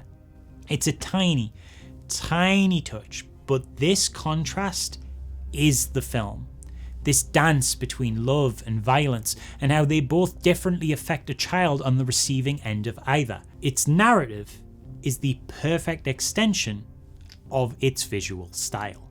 Moving away from the world of animals now and into the world of, I don't even know what you'd call this. Humankind was recently treated to a full stop-motion feature 30 years in the making by one of the greatest craftsmen in the industry with Phil Tippett's Mad God. How do I even begin to describe this one? Mad God is what I think hell looks like. This is a film where Tippett and his team use the art of stop motion to create nightmares never seen before. The kind of imagery that is so alien and so awful, it was probably beyond the limits of most viewers' concepts of dystopia before they saw these images in the film. This is the realization of what a world that operates on malice, grotesquerie, torture and terror might look like. A world that seems quite literally without hope. It is slimy, it is smelly, it is sinister, and it is magnificent. There is a scale and scope to this film achieved on a budget of only $150,000 and decades worth of patience that needs to be seen to be believed. The plot, which follows a man in a gas mask descending deeper and deeper into this hell in order to plant a bomb, is almost completely secondary to the exploration of this Hieronymus Bosch-like hell world. A world that feels out to kill everyone and everything within it. The narrative doesn't matter as much as the nightmare, the film acting almost as a warning of what a reality without kindness and with only conflict would look like. It functions as a kind of dark parable on where the destruction of society through greed and war could take us by showing us the horror of a world run on pure, unfiltered nihilism. Or at least that's my take anyway. It is a film that defies any obvious interpretation. Not because there isn't things to say about it or any complexity to its ideas, but because it's so rich and vivid and imaginative in its ideas and imagery that it's practically a filmic Rorschach test. You can see in its horrors any number of interpretations. So prevalent on screen is almost every visceral terror imaginable. Mad God isn't the only adult stop-motion horror feature either, of course. From over in the Czech Republic, we have the film One Night in One City, a weird and freaky little movie with some of the most gaunt-looking puppets you've ever seen, in which every bit of dialogue is just mumbled gibberish. I'm not being mean to the Czech language there, just to be clear. It literally has no real discernible dialogue. There's a surreal black comedy element to this one, with a series of bizarre scenes from sewing on ears, snorting ants, a tree in a trench coat, and a dead insect circus. I'm going to be quite honest, there's a lot going on here and I'm not sure I entirely understand any of it, but man is it still mesmerizing. I equally don't particularly understand the non-linear surreal narrative of the mixed media film Kill It and Leave This Town, a raw semi-biographical Polish film that put visuals to the loss the director felt from losing his family, but much like One Night in One City, I don't need to completely understand it to feel enraptured by it. The film has a rawness to it that emanates from its very core.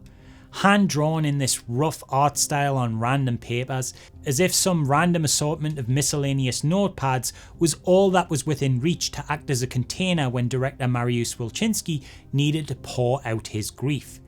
It feels like it is literally a film assembled from nearby scraps.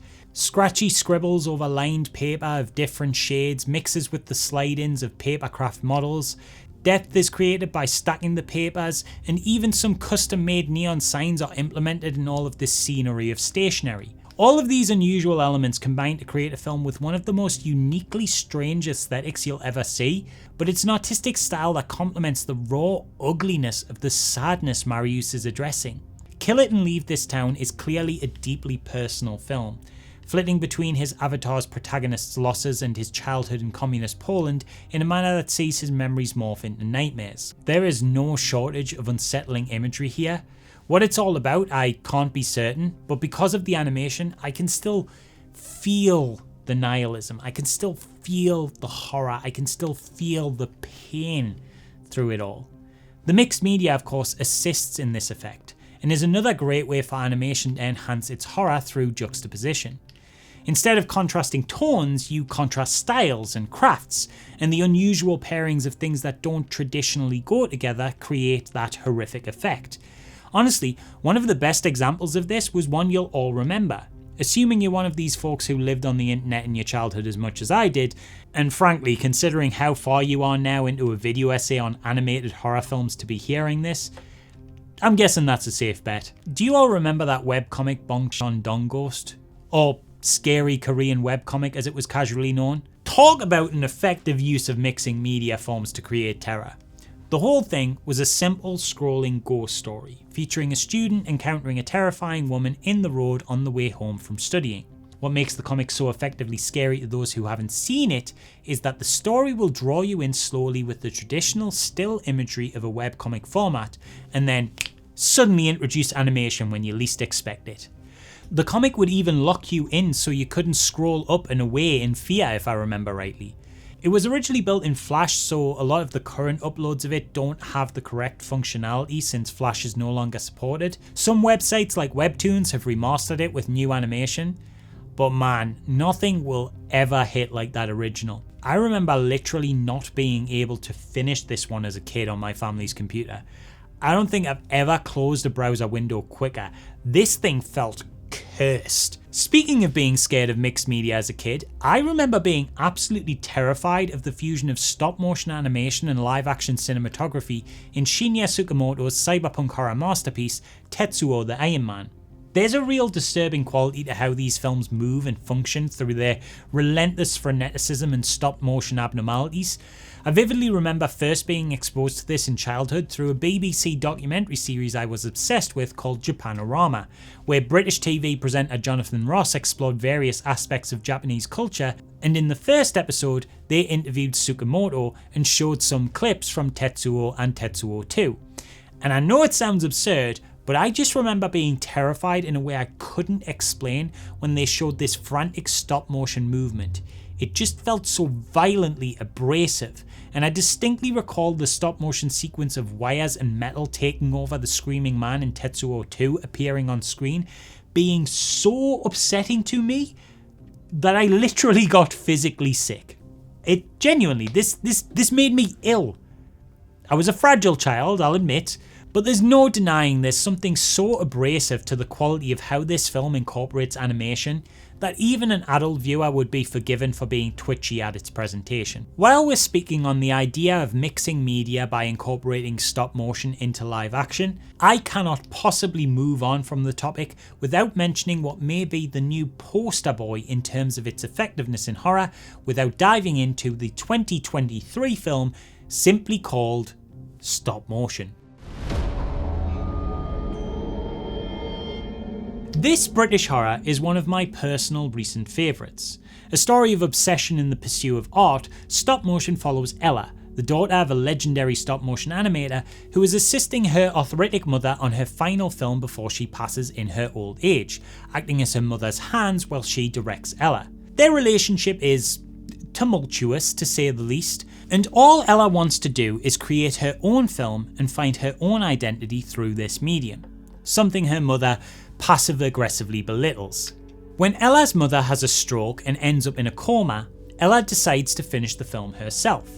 However, A chance encounter with a weird little girl in the new apartment building Ella hires a studio space in sets her down the path to making her own strange little horror stop-motion film about a girl lost in the woods, and as the film starts to take form, it grows to become more disturbing with every scene, often at the weird little girl's encouragement, until eventually the horrors of the movie start to bleed into Ella's everyday life as her grip on her sanity starts to slip to her obsession. What I think makes stop motion extremely special is that in telling a story about obsession, it chooses to narratively utilise an animation technique that, let's be honest, kind of requires you to be obsessive to execute. The very nature of the medium relies on extremely delicate manoeuvring of small, fragile, often handcrafted items, taking hundreds of pictures of every painstaking millimetre of movement, and the process is slow. This film exacerbates that meticulous methodology into a full-blown commentary on the nature of creativity and what happens when you let your identity become too consumed by the art you make. Ella has to tackle imposter syndrome, burnout, the pressure of legacy, the trauma of her life bleeding into her art. As Ella continues her craft, it becomes all-consuming, creating these trippy hallucinations where it's hard to tell where the fictional story ends and her life begins.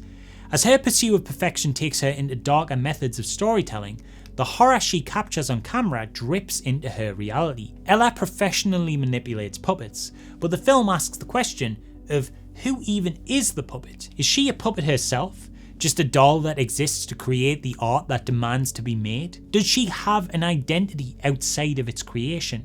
A personality? A sense of self? Or is she just a husk that is occupied by desire to tell this story? A puppet to be stored back in its box when the show is over? Stop motion fixates on the horror of occupying that space where the joy of creation slips into something more sinister, of overworking yourself into an oblivion you can't escape from. There are reasons that Ella falls into this rabbit hole that reflect a compelling interpersonal drama and existential line of questioning present in the narrative, but to get too into that spoils the experience. All you need to know for the purposes of this video is that this is exceptional mixed media animated horror, and not only is the use of stop motion animation as a narrative device tied to the film's themes a brilliant concept, but also, you'll be thrilled to hear, the stop motion animation itself is phenomenal. The film does not lean on its live action narrative as a way to cheap out on the efforts put into the actual animation. The animated sequences of stop motion are brilliantly crafted, emotive, interesting in their own right, and oh my god, so fantastically and horrifically gross. Look at this little girl character. Look at how goopy and slimy and gross she looks. And the film uses its narrative to give reasons to amp up on the horror with every animated sequence. Like, look how much more gross she looks when Ella decides that to create a better visual effect, she has to craft literal meat into the puppet.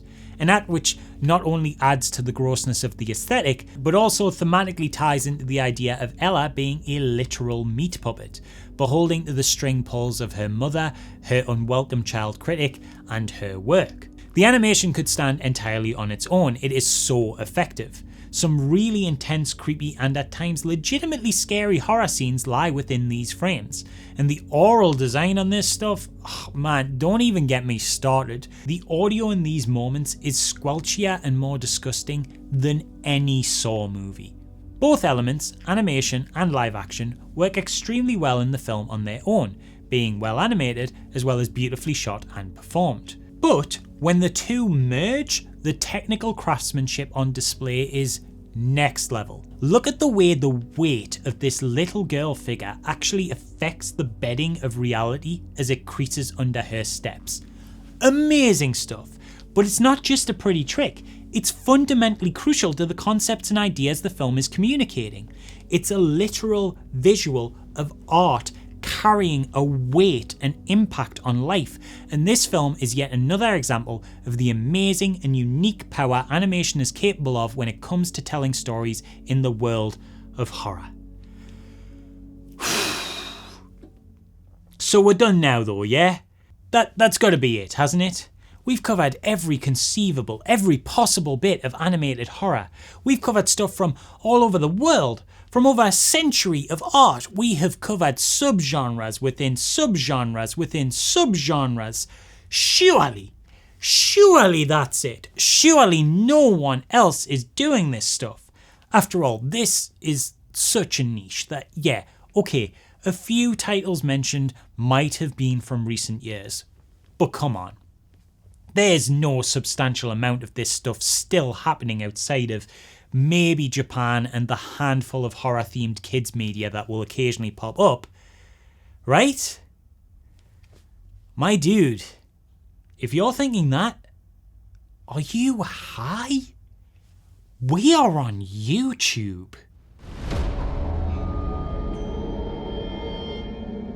For one final small segment of this video, I am going to end on a celebration. I want to champion something. You see, I started this video addressing what I think are two fairly common sentiments. One, animated horror doesn't generally work. And two, there isn't that much of it. I would hope that the past multiple hours of me talking has already proven those 2 points wrong and has shown that there is an absolute treasure trove of titles in the archives of animation over the past century that all manage to demonstrate the wonders these mediums can achieve within this genre. But I want to go and contradict that one step further even, and add that not only is there lots of great art to discover retrospectively, but that this scene is still extremely alive and active and being carried to new heights by independent artists the world over, right here on this very platform. There is mountains of animated horror on the internet, and even more specifically here on YouTube, in every language, in every medium, in every style. Just an absolute unimaginable wealth of creativity and talent to discover that never ends. Years and years of old wonders and new stuff popping up almost every single day. It would be impossible to cover it all. This video would be more than double the length it is now if we did that, but just to give you a taste of the tiniest tip of the iceberg, here's a flash of some wildly varied highlights from YouTube's past and YouTube's present, all from brilliant creatives, real creatives doing real art made by real humans with no studio backing and crafting unique, original, brilliant, and dare I say, inspiring horror stories, all for the love of the goddamn game.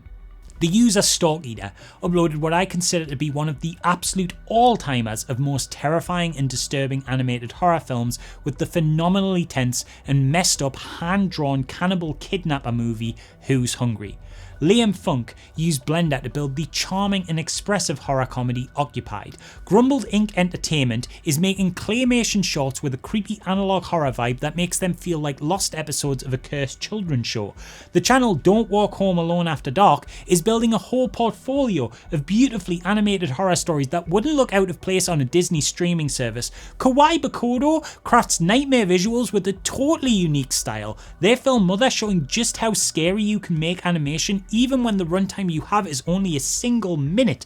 Oda King Animation made a whole ass Alien fan film in the style of an early 90s anime. The indie collective Scumhouse animated an opening intro for the indie game Mortal Sin and crafted this absolutely stunning dark fantasy short that stands beautifully all on its own. Avocado Animations made a parody of the Scooby-Doo spin-off reboot show Velma that turned into a cosmic horror existential nightmare. David Romero has crafted a series of spine-chilling monster stories brought to life with an almost hand-scribbled aesthetic. Spare Parts have made, among other things, a whole-ass body horror stop-motion musical number, and they managed it more than once. And there is so much more than even this here on YouTube, but also on TikTok and on Instagram.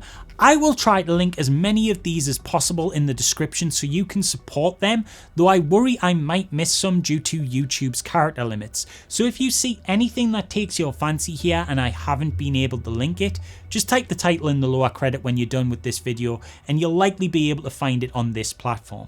Some of these I've mentioned are from over a decade ago, some of them are from a handful of weeks ago, some are from huge creators, some have barely any audience at all, but one thing that unites them all is that they are all in their own completely unique way absolutely amazing. The fact that there is just an endless supply of this stuff and it seems like there's new ones every day, I am in awe. I am in awe of the talent. I am in awe of the endless well of human creativity. I am in awe of the infinite possibilities what can be achieved. I fucking love art. I love art, man. Oh my god, I love art. So yes, there is, it turns out, actually plenty of animated horror works. And while it's not always specifically scary, that's not necessarily what they're all trying to be. If you're looking to get the kind of popcorn jump scare experience of something like a Conjuring Universe film, then yeah, sure, there's few and far between in this world of those kinds of experiences. But if you are willing to expand the notion of horror to what it's actually capable of achieving beyond that, there's an incredible wealth of stuff out there. You just have to engage with a lot of it on its own terms. Animated horror is capable of creatively engaging with all sorts of topics in highly evocative ways that can create sensations beyond being frightened. There's a real undercurrent of tragedy to Bird Boy, a paranoia and discomfort to Perfect Blue, a grotesque beauty to Mad God. What this medium can achieve, it's frankly breathtaking. This is a video about animated horror, sure, but it's also a video about the medium of animation and art in general. Though he's never created an animated movie, I'm reminded of this quote, often attributed to Martin Scorsese, with regards to his goal in the aesthetics of cinema. Although I can never find the exact source of when and where he said it, I do love this line he supposedly uttered, which was, "I'm not interested in a realistic look. Not at all, not ever. Every film should look the way I feel." Regardless of whether this is a real quote or not, it is a real sentiment I firmly believe in, and animation is one of the most immediate ways to let us achieve what's being described here. If you'll allow me a closing story tangent that I promise I'll make relevant, one night when I was just a kid, something really bad happened in my family. It's not important what, that's not the takeaway of the story. What is important is what came next. For reasons I'll not get into, myself and my mum had to get all of my younger siblings out of bed in the middle of the night, bundle everyone in the car, and just drive away with really nowhere to go. We ended up parking by the beach. It was a lukewarm night, and while I was in my normal clothes, my younger siblings were still in their pyjamas. My little sister, the youngest of us at the time, was pretty upset. So to cheer her up, I took her out onto the beach with a piggyback, and then something totally unexpected happened. To this day, I have no idea what any of this was about. My best guess is maybe Chinese New Year. But on this random midweek night at like 11 in the evening, a trail of light fizzled up into the starry sky and erupted into a firework. And then, music, building louder and louder until a full-blown parade passed by us. My little sister was still basically a baby, and she stood on my shoes like children do with their parents at weddings, as we had a little dance in the sand beneath the stars and fireworks while we watched the parade pass by. I watched the mood change in real time. This sad little girl turned joyously happy at this unexpected turn of events. Though I was only a kid myself at the time, probably around 13 or 14, maybe even younger, it's honestly one of my fondest, most vivid memories still to this day as an adult. When I remember that night, I kind of remember it as an animation. It sounds daft, but it's true. It's a real thing that happened in my life and I was there for and I have an actual frame of reference for, and yet I remember it almost as a cartoon. You can kind of see what I mean, can't you? How the small stylistic touches of animation could capture the granular feelings of that moment in a way just witnessing them play out could not. If I remembered the reality, it's essentially two small children on a beach. The parade was something on a random weeknight in the cold northeast of England. probably wasn't anything special really. The fireworks were hardly likely to have been a full-on professional display.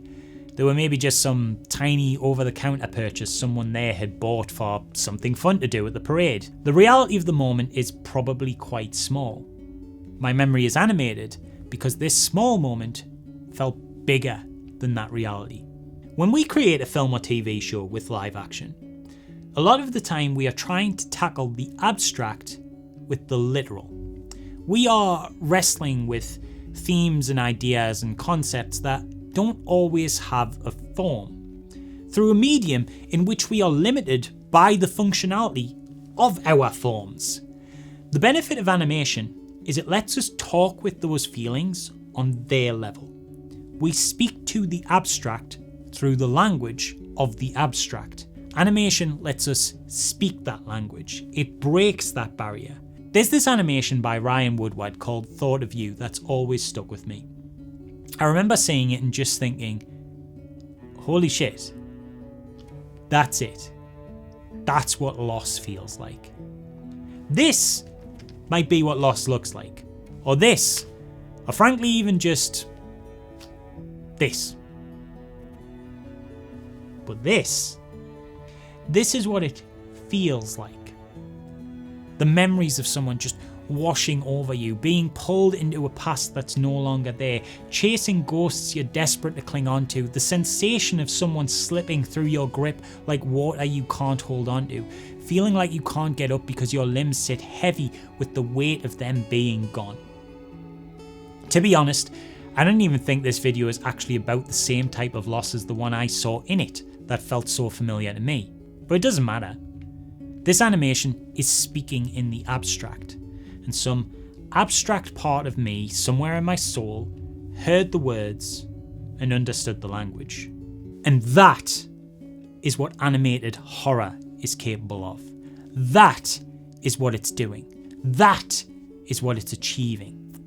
It's letting us venture safely into dark playgrounds and letting us know our fears are universal and understood, and letting us empathise with the terrors we have not been unfortunate enough to suffer ourselves. It's speaking to us at our very cores as humans, and it's saying, this is what it feels like to be human and to be scared. This is what obsession feels like. This is what terror feels like. This is what it feels like to be watched, to be hunted, to feel small and vulnerable. Horror animation is what nightmares feel like. But what beautiful nightmares they are.